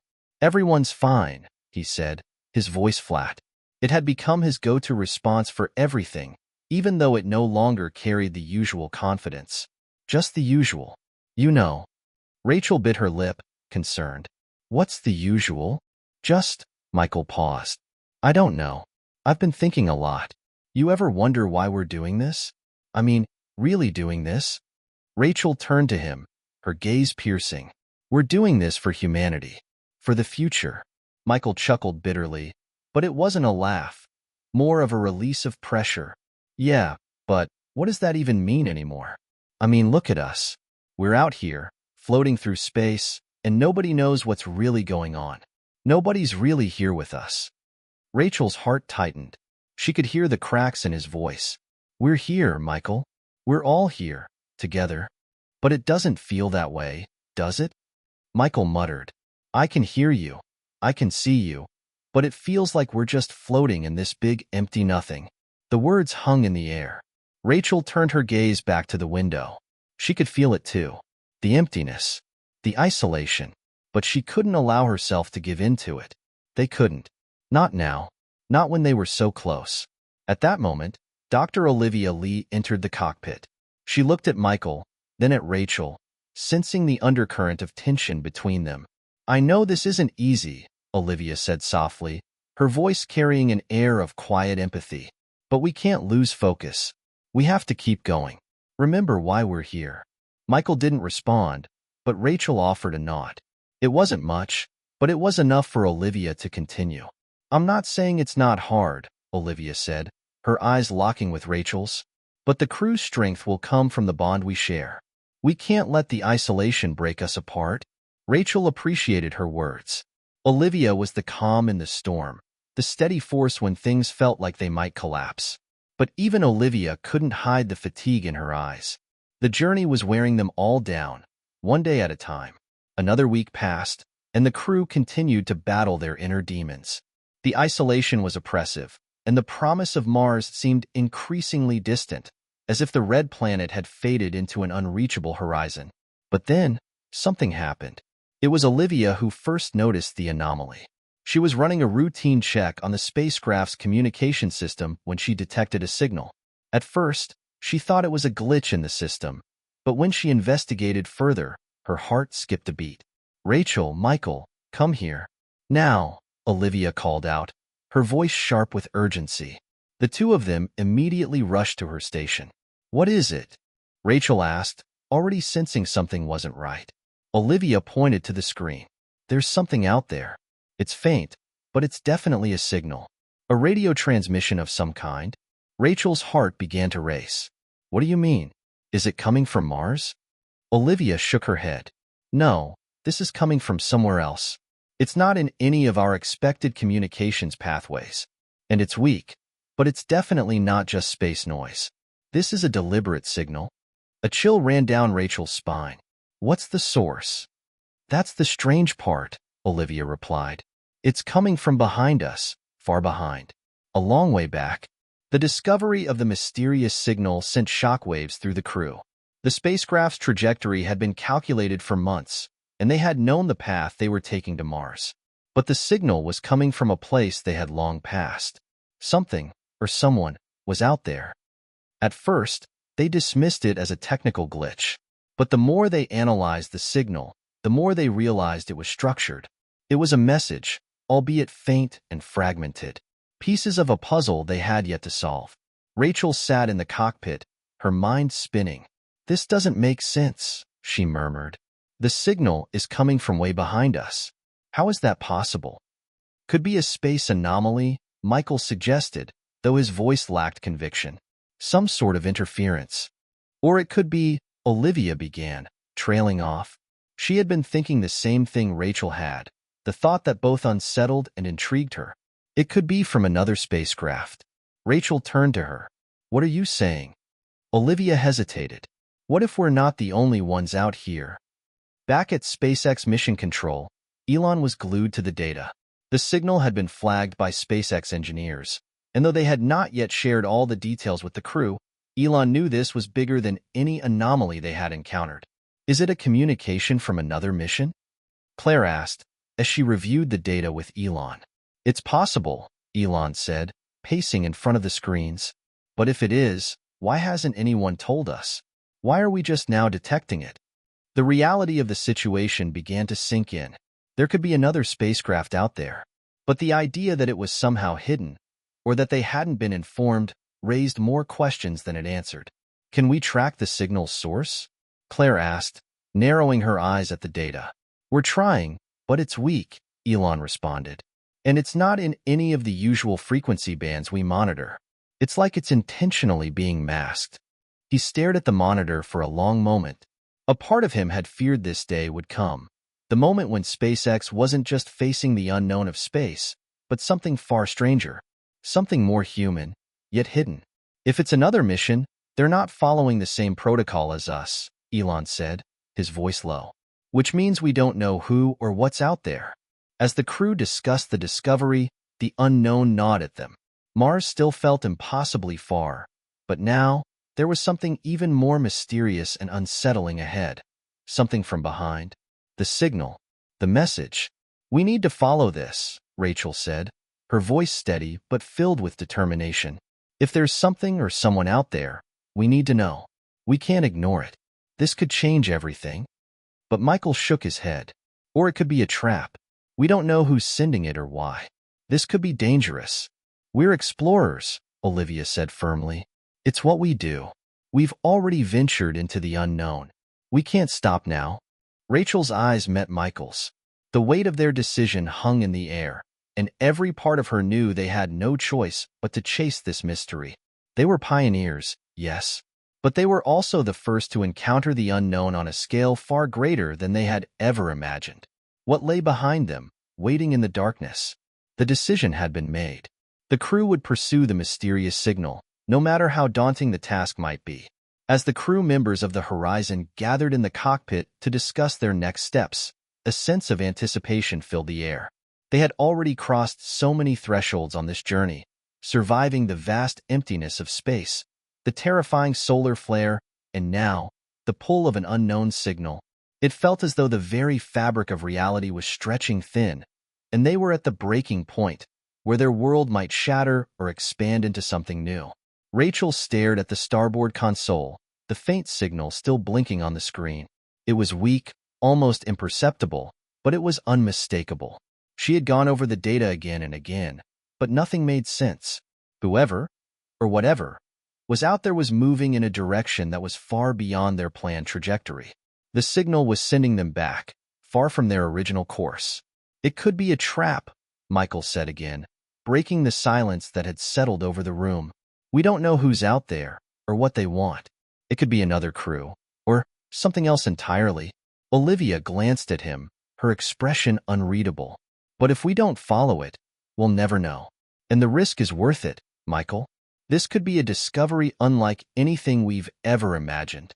I'm not sure I want to imagine it, Michael muttered under his breath, glancing out at the endless stretch of black. The stars looked almost indifferent from his viewpoint, their bright lights appearing to wink at him mockingly, as though the universe was daring them to take another step into the unknown. Rachel crossed her arms, her mind racing. How long would it take to follow the signal? And how far back are we talking about? Olivia ran some quick calculations on her tablet, her brow furrowing as she worked. If we adjust our course by only a few degrees, it'll add a significant amount of time to the journey. We'll need to turn around and head back almost 2 million kilometers. It's not ideal, but it's doable. Michael let out a frustrated sigh. That's a huge detour. That could add weeks, months, depending on how long we stay in the area. We're already stretching our resources. Rachel could feel the weight of his words. They were running low on fuel. They didn't have infinite supplies, and turning back would mean risking it all. But she couldn't ignore the pull of the unknown. We have no choice, she said, her voice steady. We need to find out what's out there. We don't just have to survive this mission. We have to understand it. This is about humanity's future, Michael. Don't forget that. Michael didn't respond right away. His gaze shifted to the communication panel, where the weak signal blinked in the dark. It was all so cryptic, so full of possibilities, and yet so terrifying. We're already in it, Olivia said softly, her eyes distant. We've made the choice. We've already crossed the point of no return. With heavy hearts, the crew agreed. The course was set, and soon, the horizon was shifting its trajectory, slowly arcing back toward the source of the signal. Rachel watched the stars outside the viewport shift as the spacecraft's engines hummed steadily, making the turn. It was a small change in the grand scheme of things, but it felt monumental. The silence that had been so oppressive over the last few weeks now felt even more pronounced as the crew continued to monitor the faint signal. Each passing minute felt like an eternity, and yet there was no turning back now. They were headed into uncharted territory, not just in space, but in their understanding of the universe itself. The decision had been made. The clock was ticking. Every second now counted. The first day of their detour passed quietly. The spacecraft's engines had adjusted well, and the crew had settled into a new rhythm. But the unease lingered in the air, thick and unspoken. The journey now felt like something out of a nightmare, a journey backward into the unknown. As they moved further away from Mars, the sense of isolation deepened. It wasn't just the distance that separated them from their destination. It was the eerie quiet of space, the crushing weight of the unknown that hovered like a shadow behind every thought. What could they possibly find back there? What could be waiting for them? Rachel sat alone in the cockpit that evening, her fingers tapping rhythmically on the console. The signal was still faint, but it was persistent, like a heartbeat. She had thought about this moment for years, the moment when humanity would reach out beyond Earth and find something new. But this was nothing like she'd imagined. There were no signs of any other spacecraft nearby. The vast emptiness of space stretched out before her, and the distance between them and Earth had only grown. Yet the signal persisted. As the hours passed, the crew continued to refine the data they were receiving. The signal hadn't grown any stronger, but it was becoming clearer. The once fragmented transmissions had begun to form more recognizable patterns. It was still cryptic, still indecipherable, but there was an unmistakable rhythm to it. It was like a puzzle that was just on the edge of being solved. "This is insane," Michael muttered under his breath as he worked on deciphering the signal. Who would be out here? Who else is even capable of doing this? Olivia worked silently beside him, her eyes glued to the screen. "We don't know, but we're about to find out." The days blurred into each other. They moved further and further away from their intended path, but there was no turning back. This mission, had become something else entirely. It was no longer just about landing on Mars. It was about this strange message, this echo of something or someone out there. 2 days later, as they closed the distance on the source of the signal, the message became clearer. It wasn't just a series of random bursts anymore. The data formed distinct words. Simple words. A name. "Rachel, do you see this?" Olivia called out from her station, her voice shaking with excitement. Rachel rushed to her side. The data on the screen was now legible, barely, but enough to make out the key word. It was a name. Elon. Rachel's heart skipped. Elon? Is that Elon Musk? Michael looked at the screen. But how could? Olivia cut him off. This is no mistake. The signal is coming from somewhere. And somehow, it's connected to him. Rachel stared at the words, her mind racing. Elon. Why would Elon's name be the key? The mystery had only deepened. As the crew grappled with the implications of the signal, they realized one thing. This wasn't just a random transmission. It was purposeful. It was a message. And the connection to Elon Musk was too clear to ignore. They were no longer just following a signal. They were following a trail, one that could lead to answers that changed everything. But what was the message? Why had it come now? Rachel's mind spun with possibilities. Had SpaceX been tracking some unknown object, or was this part of something larger that they had been kept in the dark about? Could Elon himself be behind this? Or was there something else entirely at play here? The signal had led them here, to this moment, and now they were on the cusp of unraveling something that no one had expected. The name Elon echoed through the silent spacecraft like a thunderclap, reverberating against the walls of the horizon. It made no sense. The signal they had been tracking, the one that had so mysteriously emerged from behind them, had now identified Elon Musk, a name they all knew too well, as its source. Rachel stared at the screen, her mind struggling to comprehend what she was seeing. Was this some kind of mistake? A glitch in the communication system? Or had they unknowingly discovered something far more dangerous? Olivia was the first to speak, breaking the stunned silence that hung heavy in the room. This isn't just a name. It's part of the message, a clue. Rachel blinked, still trying to process. A clue? To what? Olivia's eyes didn't leave the screen. We don't know yet. But this is no ordinary signal. This is deliberate. Someone, or something, wants us to find this. Michael rubbed his temples, a look of disbelief crossing his face. I don't get it. Why Elon? Why now? The days following their discovery were filled with relentless analysis. The crew had to decode every fragment of the signal to try and understand the cryptic message. But as each hour passed, the pattern became clearer. The signal wasn't just a name. It was an encrypted message, a complex puzzle that only the right knowledge could solve. Rachel spent hours working with Olivia, digging into the data. The signal was more than just a name. It was a set of coordinates, a timestamp, and a set of instructions. And in the middle of it all, the word Elon seemed to stand as a key to unlocking something far greater. Look at this, Olivia said, pointing at the screen. The coordinates were leading them to a location far off their original course. It wasn't anywhere near Mars, or any known asteroid field. This was a place that had never been charted by human explorers. Rachel leaned in, scanning the numbers. This doesn't make any sense. These coordinates, they're too far off. They're in the middle of nowhere. Olivia nodded grimly. It's like the signal was sent from another time, another place. Or maybe, she trailed off, her eyes narrowing in thought. What do you mean? Rachel asked, sensing there was something Olivia wasn't saying. Maybe the signal isn't just coming from space. What if it's coming from the past? Olivia's words hung in the air, heavy with implications. Rachel felt a chill run down her spine. The past? Could it be possible? That would imply some kind of time manipulation or anomaly. But who could send a signal from the past, and why? As the days stretched on, the crew began to show signs of strain. The mystery of the signal, its connection to Elon, the possible time manipulation, was beginning to take a mental toll on everyone. Michael had grown quieter, withdrawn into himself, his mind constantly churning over the possibilities.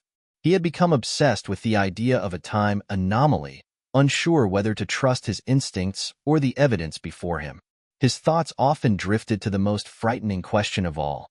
Was this some kind of trick? Olivia, on the other hand, had become consumed by the scientific implications. She was fixated on the idea that they were uncovering something unprecedented, a discovery that could alter the course of human history. She had begun to wonder if this was the culmination of years of speculation, The moment when humanity would finally prove that time itself could be manipulated. And Rachel? She felt the weight of leadership more than ever. Every decision now felt monumental. The crew's morale was faltering, but Rachel had always been the one to push forward. She couldn't afford to falter now, not when they were so close to understanding what had happened. Finally, after weeks of painstaking work, the crew was ready to make a decision. The coordinates in the signal had led them to a strange, uncharted area of space. It was a place beyond the known reaches of the solar system, an area that no human had ventured into before. The place was devoid of any stars, an empty black void in the vast expanse of space. "Are we really doing this?" Michael asked, his voice laced with skepticism. Rachel looked at him. "We have to. We can't turn back now. We've come this far." Olivia nodded in agreement. "The signal is growing stronger. There's something there, and we're going to find it." The three of them turned toward the viewport as the horizon slowly changed course, heading toward the coordinates. The stars outside seemed to fade into nothingness as the ship plunged into the void. It was eerily quiet, save for the hum of the engines. The vast emptiness of space surrounded them, and even with all their advanced technology, it felt as though they were entering a place where no human had ever set foot. The closer they got to the signal's source, the more the crew felt the weight of the unknown. It was a growing pressure that settled in their chests, the kind of feeling that told them they were on the cusp of something they weren't prepared for. "Is it just me, or does it feel like we're being watched?" Michael asked one night, breaking the silence. Olivia frowned. "Watched? By who?" "I don't know," Michael replied, his voice low. "But the closer we get to this place, the more I feel it. Like we're not alone." Rachel felt it too. It wasn't just the uncertainty of space. It was something deeper, something more primal. They were getting closer to a discovery that could change everything, but it felt like there was something, or someone, waiting for them in the shadows. 3 days later, the ship arrived at the coordinates. At first, there was nothing to see, just the same vast emptiness. But then, as they moved closer, a faint glow appeared in the distance. It was small at first, barely visible against the black void. But as they got closer, it grew brighter, revealing a massive structure in the middle of nowhere. "It's a station," Olivia whispered, her voice barely audible. "But it's unlike anything I've ever seen." The station was enormous, constructed of metallic panels that reflected light in strange, unnatural ways. It looked ancient, yet incredibly advanced, too advanced to have been built by any known civilization. Rachel's breath caught in her throat. This wasn't here before. "Someone built this," Michael said, his voice filled with awe. "But who? And why?" The answers, they realized, were within reach. They had followed the signal, and it had led them to this impossible structure. But there was one thing they didn't know. What would they find inside? The station loomed before them, silent and imposing in the depths of space. The glow that had first appeared as a distant flicker now radiated in full force, illuminating the surrounding void. It was an eerie, almost haunting sight, something so advanced, yet seemingly abandoned. As the horizon drifted closer to the station, the sense of isolation grew. The crew was about to enter an unknown that had waited for an eternity, and the weight of the moment hung in the air. Rachel felt a tightness in her chest as she gave the order to begin docking. There was no turning back now. They had crossed a threshold, and whatever lay beyond that door would change everything. "All right, team," Rachel said, her voice steady but filled with underlying tension. "We're going to dock. Be prepared for anything." Olivia, ever the scientist, was the first to speak up. "We've got to proceed cautiously. We don't know who or what built this station. There's a chance it's still functional, but we also need to assume that it's been abandoned for a long time. No telling what kind of systems might be left running in here." Michael ran his fingers through his hair, his eyes wide with a mix of excitement and dread. This could be it. The discovery of a lifetime. Rachel nodded, her hands gripping the armrests of her seat as she guided the horizon closer to the docking port. "Let's just hope it's not a tomb." The crew fell silent as the ship made its final approach. The docking procedure was smooth, aided by the station's automatic systems. A loud thud echoed throughout the ship as the airlock sealed, and for a moment, everything was still.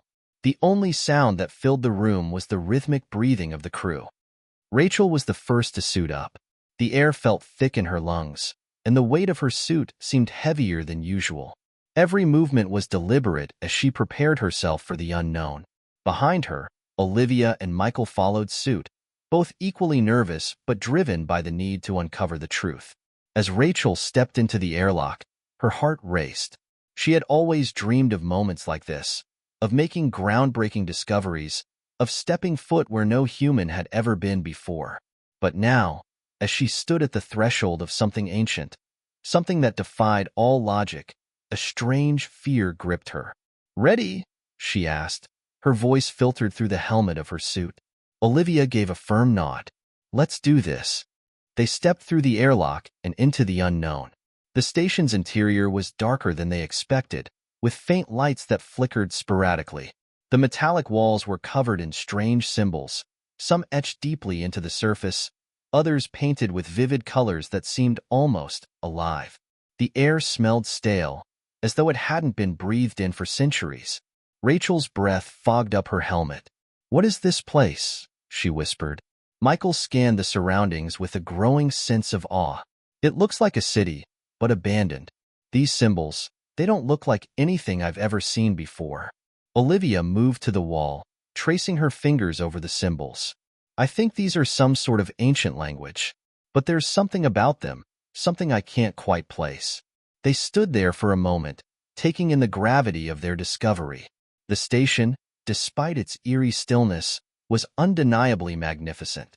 Every corner held secrets, every shadow seemed to hide a story. After several minutes of exploring, Olivia stopped in front of what appeared to be a large, central console. It was covered in dust, but the buttons and screens still seemed intact.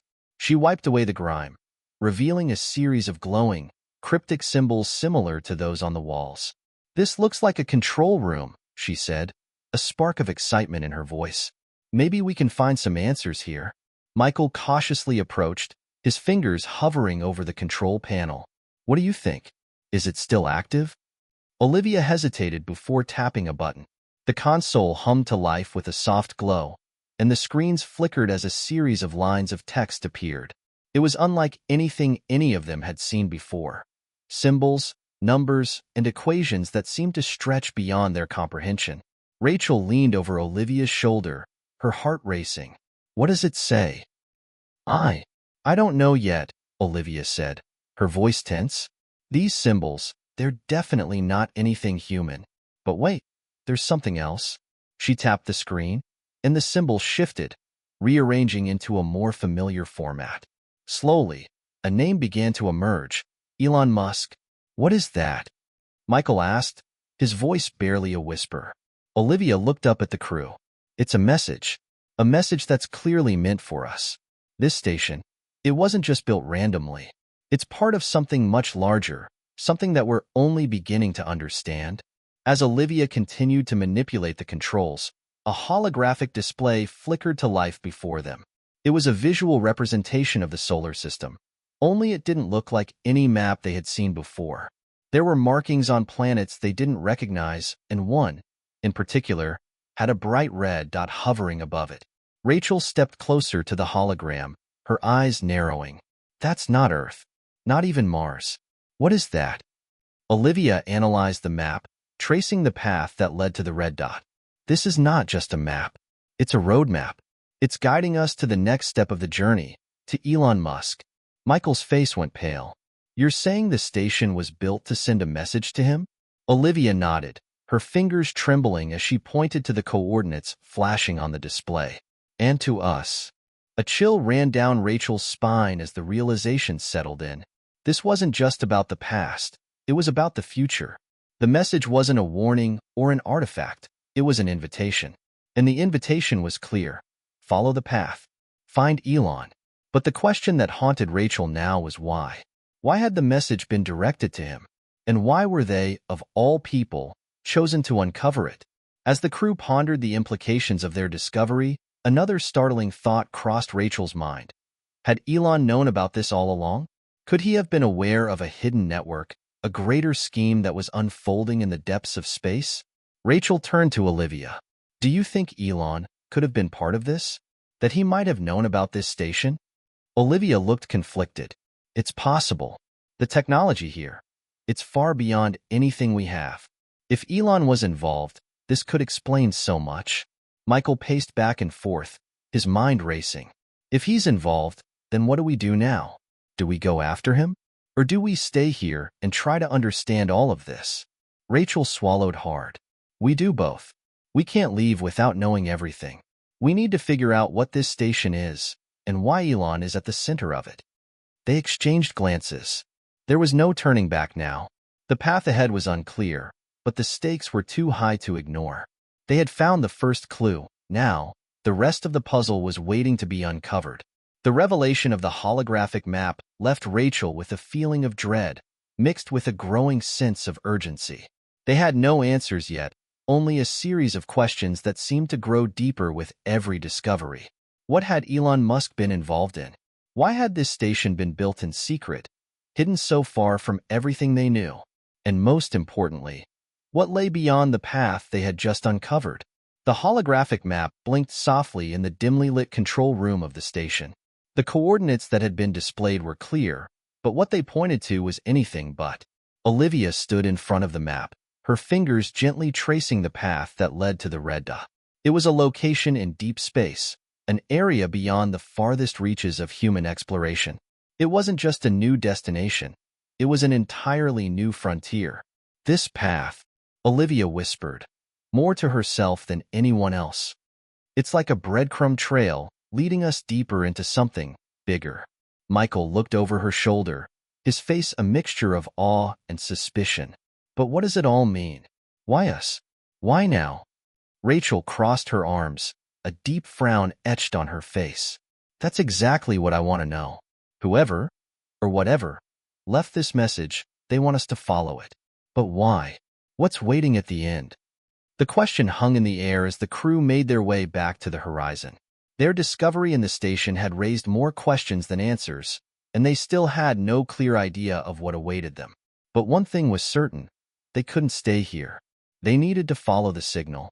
The ship's engines hummed as they slowly disengaged from the station, the eerie silence of deep space wrapping around them once more. The vast emptiness felt suffocating, but they had no choice but to move forward. Okay, Rachel said, her voice steady but filled with underlying tension. Set the course. We're going to follow the coordinates and find out what's at the end of this path. Olivia quickly began entering the coordinates into the ship's navigation system. It's a long journey, really long. We're talking about weeks of travel, but we've got no choice. Michael stared out into the void through the viewport. So, we're just supposed to blindly follow this map? I wouldn't call it blind, Rachel said, her tone firm. We have to trust the process. Someone went to a lot of trouble to make sure we found this place. And I think that means they want us to continue. The ship slowly adjusted its course, the engines powering up as they began their journey into the unknown. Days passed in relative silence as the crew journeyed through deep space. The infinite expanse outside the ship remained unchanged. Just stars, just blackness. But the deeper they went, the more the sense of isolation gnawed at them. Time seemed to stretch, the days blending together in a haze of uncertainty. The crew became quieter, lost in their thoughts. But on the fourth day of their journey, something unexpected happened. A crackling sound broke through the stillness of the ship. The comm system flickered to life. Rachel? It was Olivia's voice, but there was something strange in it. An edge of panic. Something's happening. You need to come to the control room. Now. Rachel's heart skipped a beat. She quickly moved to the control room, her pulse racing. Olivia and Michael were both standing in front of the screens, staring at something that seemed to be materializing out of nowhere. What is it? Rachel asked, her voice tight. We've been getting some strange interference, Olivia said, pointing to the screens. At first, we thought it was a malfunction, but now look. The screens were filled with static, the images shifting rapidly as the ship's sensors tried to lock onto something. But then, through the interference, a shape began to emerge. A massive object, larger than anything they had ever seen. Rachel's breath caught in her throat. "What is that?" "It's a ship," Michael said, his voice low. "But it's unlike any ship we've ever encountered, and it's headed straight for us." The strange ship appeared to be made of dark, smooth metal, glinting under the light from the stars. Its surface was unlike anything human-made, a sleek, almost organic shape, as though it had grown from the void itself. As it got closer, the interference intensified, the static on the screens increasing until it was nearly unbearable. And then, just as suddenly as it had appeared, the interference cut off. The ship's sensors went dead, and the comm system went silent. For a moment, there was nothing but stillness. "Did we lose them?" Michael asked, voice trembling. Olivia shook her head. "No, the ship's still out there, but we can't detect anything. It's like it's gone." Rachel stared at the empty screen. "We need to keep moving. If this ship was going to make contact, it would have done so by now." But just as she turned to leave, the comm system flared back to life. A voice, distorted but unmistakable, crackled through. "Rachel." She froze, her blood running cold. The voice was familiar, yet it sent chills down her spine. "Elon." The voice on the other end was indistinct, a faint echo in the static, but the name was clear. "Elon. Elon Musk is not what you think," the voice said, the words barely audible through the interference. "Follow the path. He is the key. You've come too far to turn back now. Do not make the same mistake I did." The transmission cut out just as suddenly as it had started, leaving nothing but silence in its wake. For a few moments, no one spoke. The weight of the message hung in the air like a dark cloud. "What was that?" Michael asked, his voice shaky. "That wasn't just some glitch. That was Elon." Olivia's face was pale. "But the message, it was cryptic. What did he mean by 'he's not what you think'? And who was that? Who spoke to us?" Rachel swallowed hard. "We need to figure this out. Whoever that was, they're trying to warn us. And we have to keep going." Michael nodded slowly, his eyes filled with uncertainty. "But why? Why is Elon involved in all of this? What's at the end of the path?" Rachel looked out at the vastness of space through the viewport. The journey was getting more dangerous by the minute, but there was no turning back now. Whatever was waiting for them at the end of this journey, they had to find it. "Because we need answers," Rachel said firmly. "We can't stop until we get them." The crew sat in the command center of the horizon, surrounded by the hum of the ship's systems and the infinite silence of space. The words of the cryptic transmission from the strange voice, identifying itself as Elon, echoed in Rachel's mind. "He is the key." What did that mean? The more they uncovered, the more mysterious and ominous the journey became. But now, with the ship's course set toward the coordinates on the holographic map, the crew knew one thing for certain. There was no turning back. They were too far in, and the mystery was too deep. Answers, or perhaps more questions, awaited them. Rachel's fingers drummed nervously on the armrest of her chair. The map, the station, the strange message. It was all tied together, and somewhere out there in the darkness of space was Elon Musk, a man who had become synonymous with the future of humanity and now seemed to be at the center of something beyond imagination. The navigation systems had calculated their course, and the ship was now on a direct path toward the mysterious destination. There was nothing but vast emptiness ahead, the darkness of space stretching in all directions. The days on the ship felt longer now. The crew had fallen into a routine, though an underlying sense of unease persisted. Every minor blip on the sensors, every unexpected sound, made them jump. They were venturing into uncharted territory, and the unknown weighed heavily on all of them. Olivia, hunched over her console, appeared to be in deep thought. Rachel approached her, concern in her eyes. "You okay?" Rachel asked quietly. Olivia didn't look up. "I'm trying to process everything. I don't know if I can keep up with the pace of all these discoveries. I thought we'd be exploring space, but this is something else entirely. It feels like we've stumbled into something huge." Rachel placed a hand on her shoulder. "We'll figure it out. Together." Olivia gave a tight-lipped smile but didn't say anything. She knew Rachel was right. But the weight of the unknown was growing heavier with each passing hour. 2 days later, the first sign of something truly extraordinary appeared on their sensors. A massive distortion, a rift in space, unlike anything they had ever seen, materialized just ahead. The rift pulsed with a strange energy, almost as though the fabric of space itself was bending and twisting around something unseen. Is that what I think it is? Michael's voice was filled with awe and fear. Olivia worked quickly to analyze the anomaly. It looks like some kind of energy field. It's massive, and it's active. Rachel stood up, her hands gripping the armrests of her chair. How do we get past it? Olivia's fingers flew over the controls as she adjusted the ship systems. I don't know. The energy readings are fluctuating. This is unlike anything in the data we have. It could either be dangerous, or it could be a portal. Either way, it's new. Portal? Michael asked, his eyebrows raised. Like a wormhole? Olivia paused, her gaze fixed on the readings. Possibly, but we can't know for sure without getting closer. Rachel took a deep breath. The crew had come so far. The mission had started as an ordinary exploration. Get to the coordinates, investigate the anomaly. But now, it felt like they were no longer just explorers. They were chosen. This was no ordinary path. They were walking the line between human curiosity and something far more ancient and far more dangerous. We need to make a decision, Rachel said, her voice resolute. This is why we're here. To uncover the truth. Let's go through it. The ship inched forward, the tension thickening as they approached the distortion in space.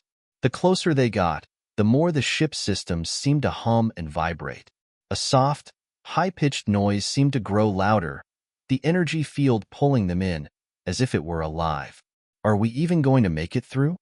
Michael asked nervously, his fingers clutching the side of his chair. Olivia kept her eyes fixed on the controls. We have no choice now.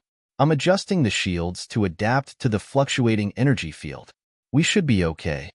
Rachel's voice cut through the air, calm but filled with the weight of their responsibility. Let's go. The ship surged forward, breaking the threshold of the rift. For a moment, everything went dark, total blackness.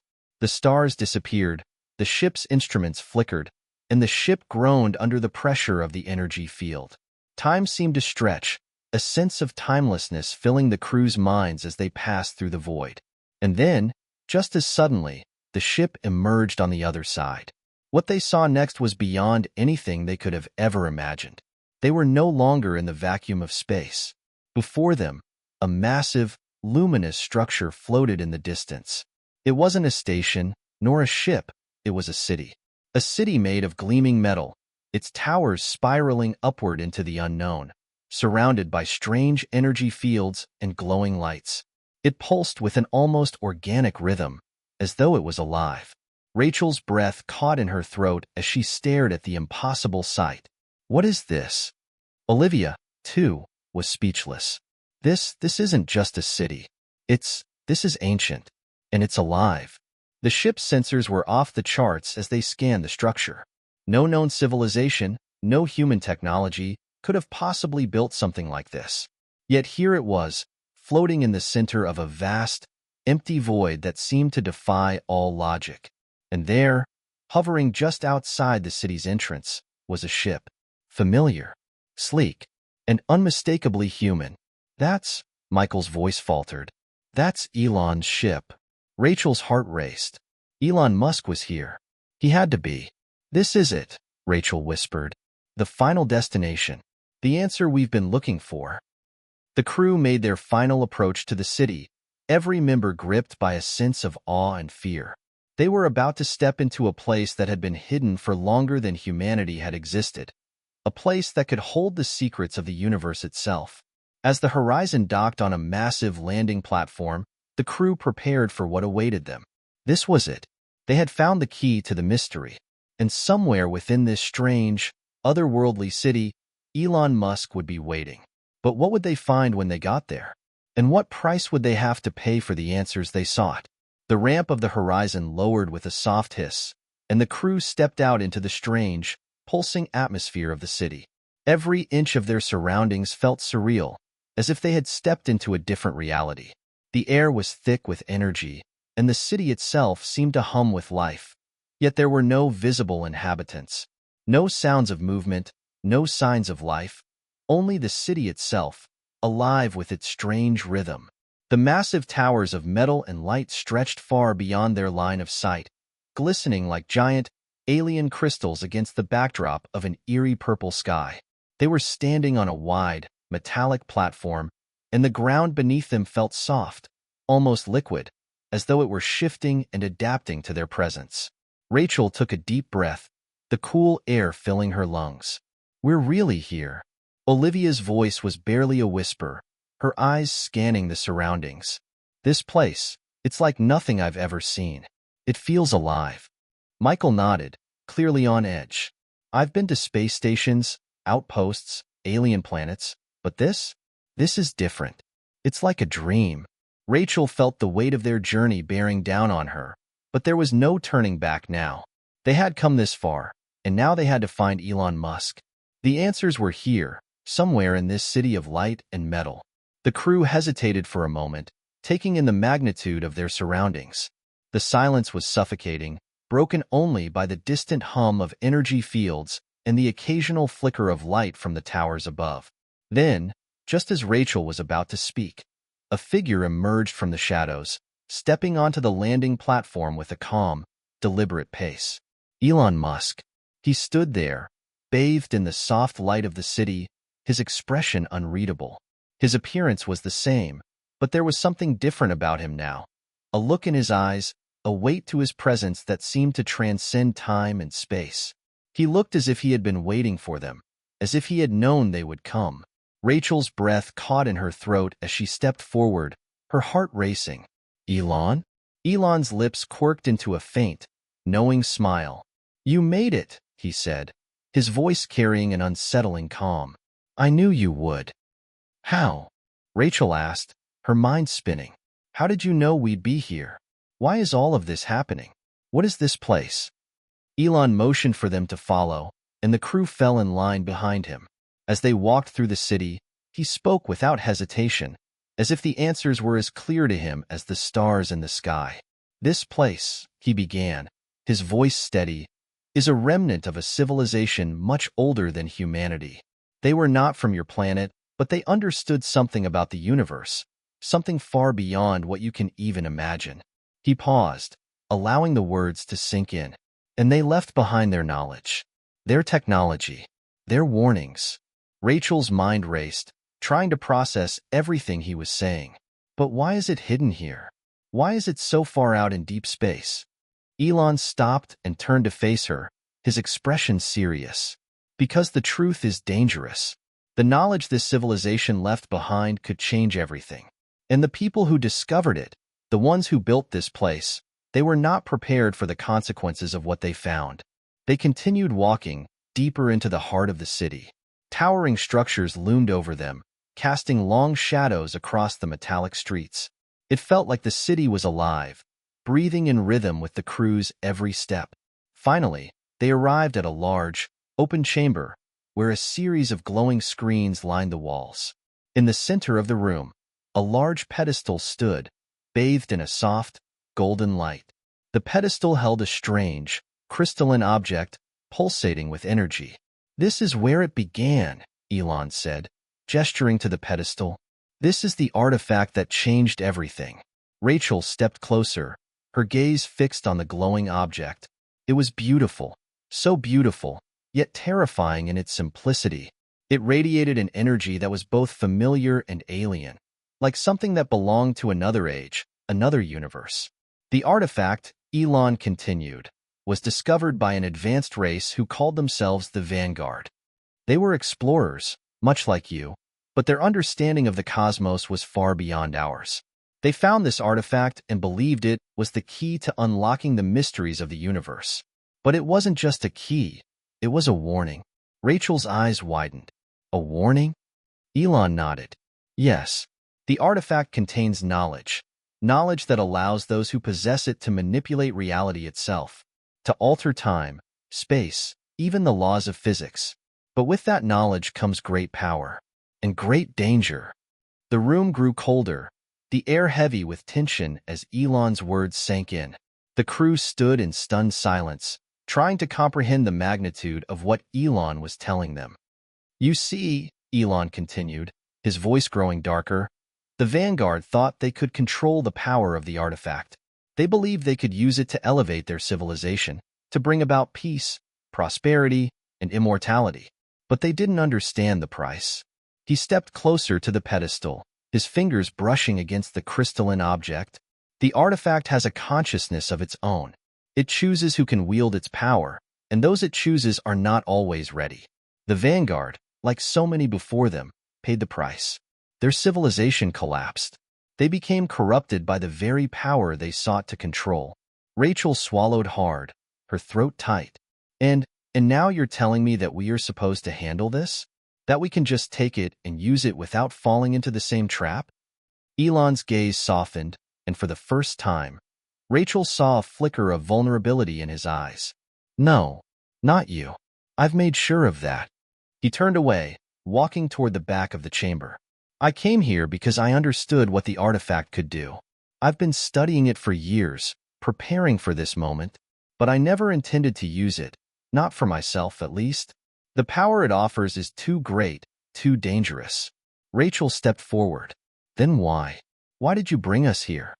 Elon stopped and faced her, his eyes searching hers as if he were trying to convey something unspoken. Because I want you to stop me. You are the last hope. The artifact has chosen you, Rachel. You and your crew. The weight of his words hit Rachel like a physical blow. She could barely breathe. The future of the universe, of reality itself, rested on her shoulders. But she didn't understand. How could she? What are you asking of us, Elon? She asked, her voice trembling.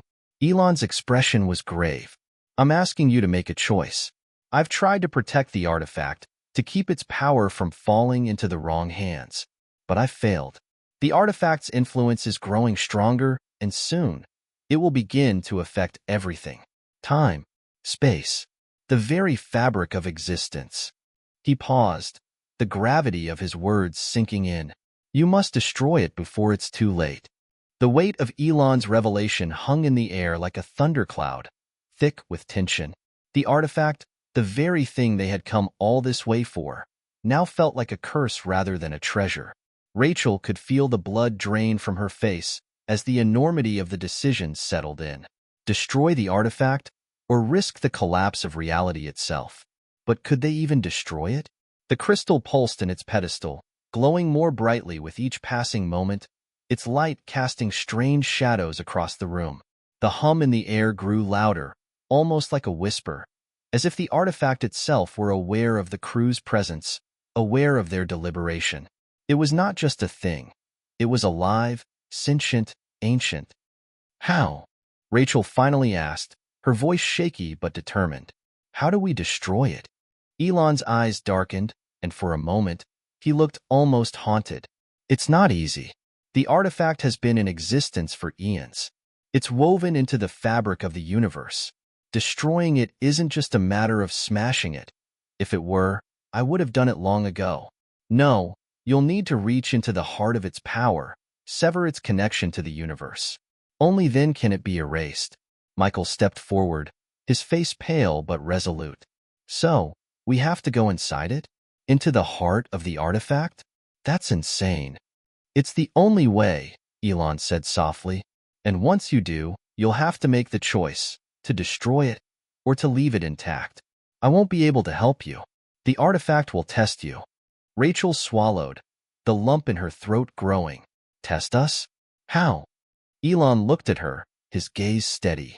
It will show you what you want most, what you've always wanted. But it will also show you what you fear most. It will make you question everything, even yourselves. The artifact can give you what you desire, Rachel, but it can also take everything from you. You must decide, and there will be no turning back. Rachel turned to look at her crew. Olivia stood silently, her face pale but determined. Michael's expression was unreadable, but his posture was tense, shoulders stiff with apprehension. They had come so far. They had braved space, anomalies, and strange cities, and now they were faced with the choice of a lifetime. But was it even a choice? Rachel took a deep breath, steeling herself. She had led her team this far, and she couldn't back down now. There was too much at stake. "We can do this," she said, more to herself than anyone else. "We have to do this." The chamber around them seemed to shift as they approached the pedestal. The lights dimmed, the hum of the artifact growing more pronounced, vibrating beneath their feet. A door, hidden in the far wall, opened with a soft hiss, revealing a narrow corridor leading into the depths of the city. It felt like a portal, like a path that had always been waiting for them. A path that led to the heart of the artifact. "Be careful," Elon warned, his voice low and grave. "The artifact is not easily breached.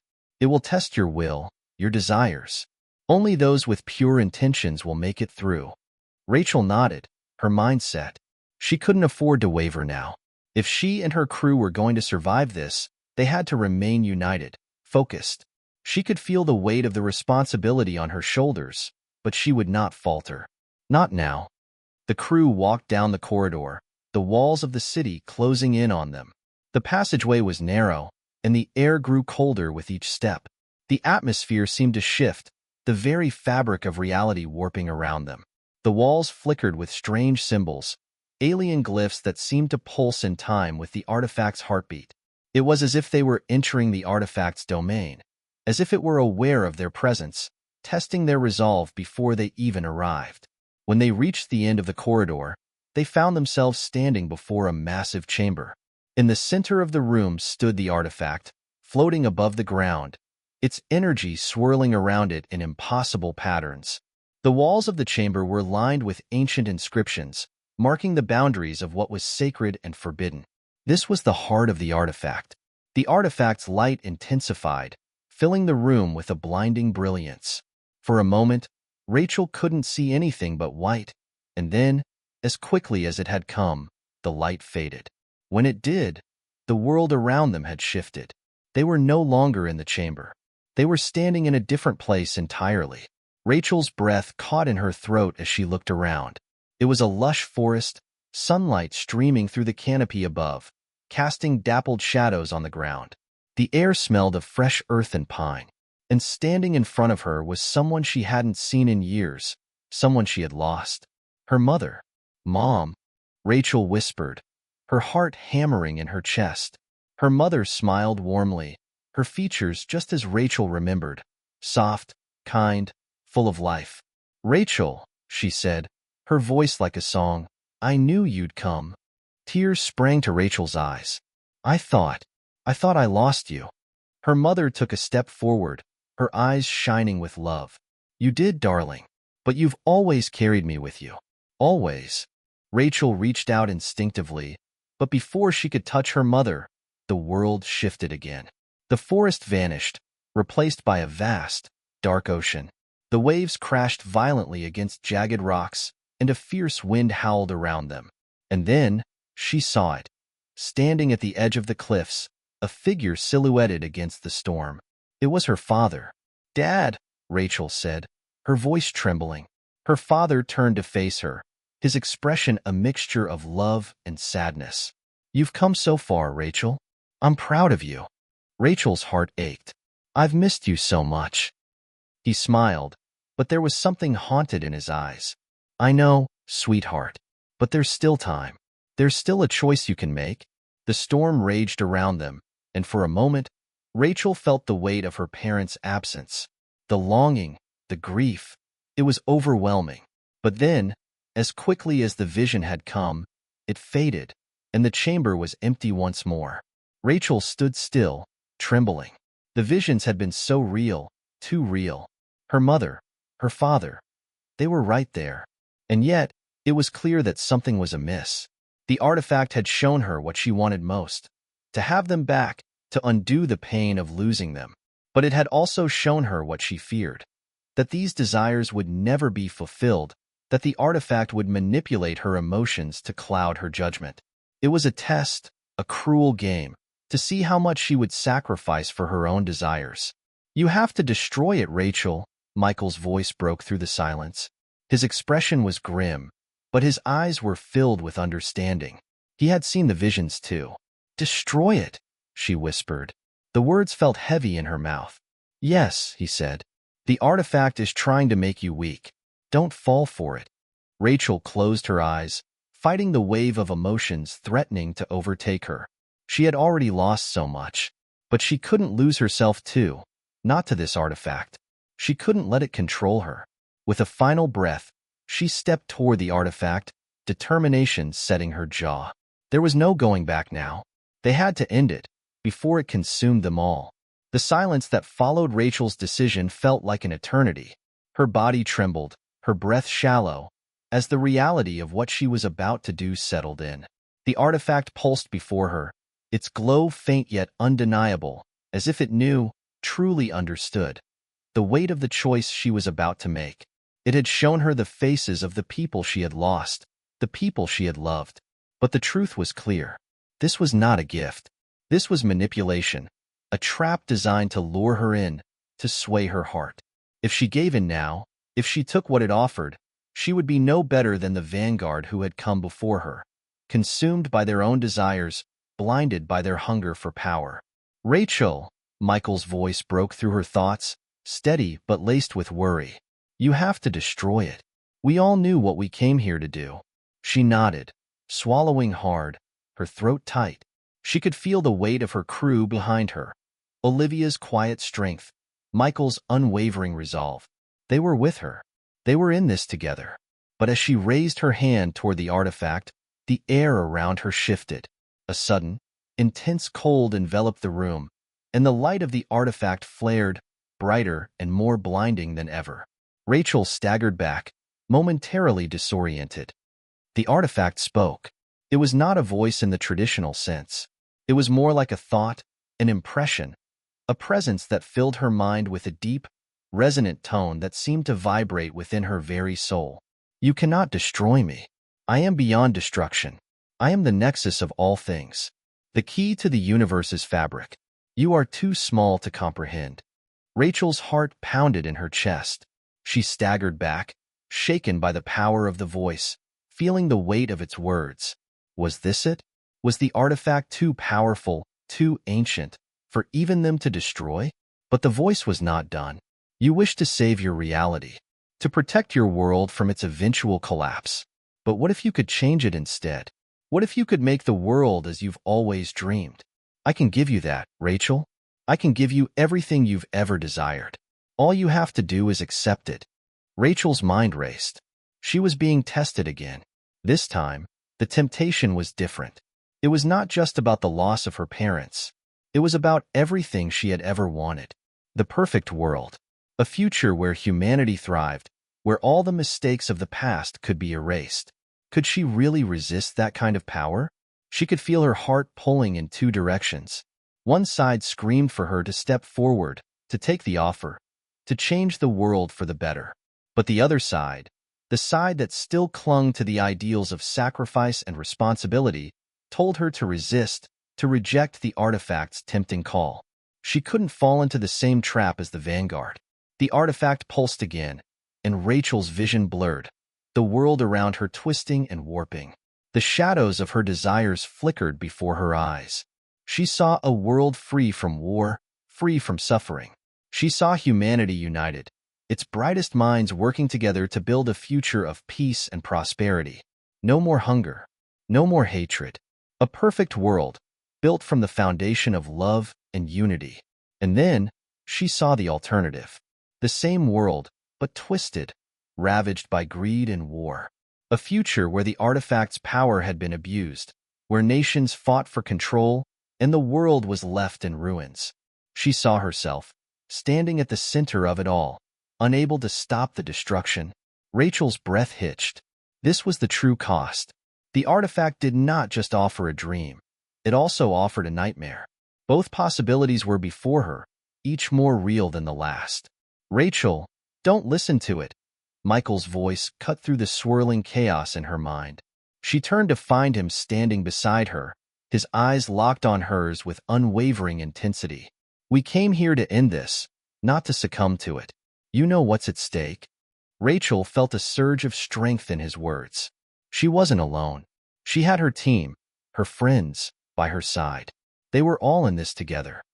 The artifact's light flickered, momentarily dimming, as if sensing her growing resolve. It spoke again, but its tone had changed. It was almost pleading now, softer, more insistent. I can give you everything you desire. A perfect world. Your parents, alive again. The future you've always dreamed of. Just accept it. You don't have to let this universe fall apart. You can have it all. You don't have to sacrifice anything. Rachel clenched her fists, feeling the weight of the decision press down on her. Her heart raced, but in that moment, something inside her snapped into place. She realized what the artifact was truly offering. It was not a gift, it was a prison. A perfect world was an illusion, a world shaped by fear and control. If she accepted it, she would lose herself. The very thing she sought to protect, freedom, would be lost. I can't, she said, her voice trembling but firm. I won't. Her hand wavered above the artifact, but then she lowered it slowly, with more determination than she had ever felt. This was it. This was her choice. She turned to Michael, Olivia, and the rest of the crew. We're ending this. Together. Olivia, who had been silent throughout the ordeal, stepped forward. We've come too far to turn back now. Let's finish this. Rachel reached out, her hand shaking, but her resolve as solid as the stars. As her fingers brushed the surface of the artifact, she felt a surge of energy, raw, uncontrollable power flooding her body. Her vision blurred as the artifact's energy tried to overwhelm her, to take control. But Rachel didn't pull away. She held firm, feeling the presence of her crew beside her. Their strength, their determination, fueled her. The love and loyalty they shared, the bond they had forged through this journey, was more powerful than anything the artifact could offer. She concentrated, reaching deep inside herself, pulling from the depths of her own will.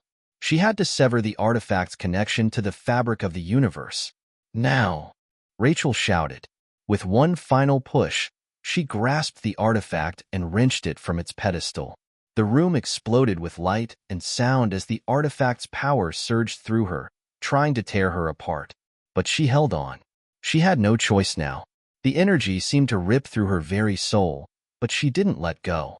Her crew surrounded her, supporting her, and together, they pulled the artifact into the center of the chamber.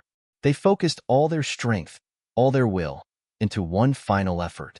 And then, with a deafening crack, the artifact shattered. The city trembled as the artifact's power dissipated, the air growing still. The strange humming noise that had filled the atmosphere was gone. The oppressive weight that had hung over them, the feeling of being watched, disappeared. Rachel collapsed to her knees, breathless, the weight of what she had just done sinking in. Her body ached, her mind spinning. But there was a strange sense of peace, too. It was over. The artifact was destroyed. The universe would not be rewritten. Reality would continue, flawed, imperfect, but real. Her crew gathered around her, their faces exhausted but filled with relief. They had done it. Together. The light of the destroyed artifact faded into nothingness, leaving only silence in its wake. It was the kind of silence that settled deep into your bones, heavy and profound. For a moment, Rachel sat motionless on the cold stone floor, her breath ragged, her body trembling with exhaustion. It had been a battle of will and energy, a test of strength that had pushed them to their limits. But now, the calm was almost deafening. They had done it. They had stopped the artifact from reshaping reality. And yet, even as the world around them seemed to breathe again, Rachel felt the weight of what they had lost and what they had gained. Michael knelt beside her, placing a hand gently on her shoulder. His touch grounded her, bringing her back from the hazy, almost trance-like state she had been in. "We did it," he said softly, his voice hoarse with emotion. "It's over." Rachel nodded, her throat tight with unshed tears. The battle was won, but the cost had been high. In destroying the artifact, they had broken the thread that had held their reality together. The fabric of the universe had been tested, and though they had saved it, they had also let go of something irreplaceable. Her parents. The future they could never have. But as she looked up, meeting Michael's eyes, She felt a glimmer of something she hadn't allowed herself to feel in a long time. Hope. The future wasn't set in stone. It was theirs to shape, just as it had always been. Olivia, standing a few feet away, crossed her arms over her chest. She had been quiet throughout the ordeal, but now, her voice broke through the silence. What now? What happens to us? Rachel stood slowly, taking in the quiet ruins of the chamber. The city, the strange world they had ventured into, now felt empty, silent. The air had shifted. It was no longer oppressive. Instead, it felt open, as if something had been lifted, and the world was waiting for them to decide what came next. I don't know, Rachel said, her voice steady, but her heart was uncertain. But we'll figure it out. We have to. The crew gathered around her, their faces drawn but determined. The shared weight of their journey, the trials they had faced, was now part of them. The bond they had forged through the unthinkable was unbreakable. Michael stepped forward, offering her a weary smile. Rachel, whatever happens next, we're in this together. Olivia nodded, her arms uncrossing as she let out a quiet sigh. I think we've earned the right to decide how we move forward. No more running. No more fighting forces we can't control. Rachel turned to the others, her gaze steady. The universe is still in flux. We don't know what the future holds, but we do know one thing. We've earned the right to live it on our own terms. Let's make sure we don't forget that. They stood there for a long moment, united in their shared resolve. Whatever came next, they were no longer just survivors. They were creators of their own destiny. Together, they had turned the tide of a universe on the brink of collapse, and now they could shape their own future. The journey back to the ship was a quiet one.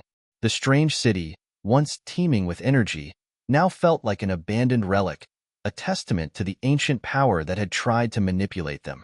The crew moved through it like ghosts, leaving behind the echoes of a battle they had fought and won. When they reached the ship, they found it waiting for them as if nothing had changed. The familiar hum of the engines, the comfortable creak of the hull, it was all there. It was as if the ship had been waiting for them to return. Rachel stepped aboard last, taking one final look at the world they had just left behind. They had saved it, but at what cost? The future was uncertain, but for the first time in a long time, she felt like they could face whatever came next.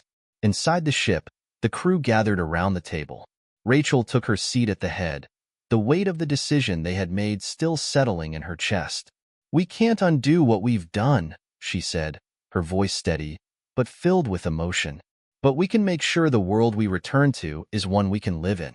We have a second chance. We need to use it. Michael leaned forward, his gaze focused. I don't think we'll ever know what the artifact truly was, or what it could have done. But that's okay. We've learned something far more important. Olivia nodded, a small smile tugging at the corner of her lips. We've learned that we have control over our own destiny, and we're not going to let anyone take that away from us. Rachel smiled, her heart lighter than it had been in a long time. Exactly. The universe doesn't owe us anything, but we owe it to ourselves to make the most of what we have. As the ship's engines hummed to life, they set course for home, or at least, for a place they could call home. The journey back would be long, but it was a journey they would face together. There were still so many unknowns, so many things left to explore, but one thing was certain. They had the power to shape the future. Rachel stood at the observation window, staring out at the stars. The void was vast, but it didn't feel so empty anymore. Each star was a possibility, a new beginning, and it was up to them to decide what they would make of it. She thought of her parents, the life they could never have, but in their place, she felt a new resolve. The future was unwritten, and for the first time, she felt ready to face it. You okay? Michael's voice came from behind her, soft and reassuring. Rachel turned to him, her expression clear. Yeah, I'm okay. I think I'm finally ready for what comes next. And with that, they began the journey home, knowing that they would face whatever came with strength, unity, and hope. The crew has fought against impossible odds, and now, they must chart their own path in a universe that is wide open to them. What will the future hold for Rachel and her team? What lessons can we take from their journey? Share your thoughts in the comments below, and let's keep the conversation going.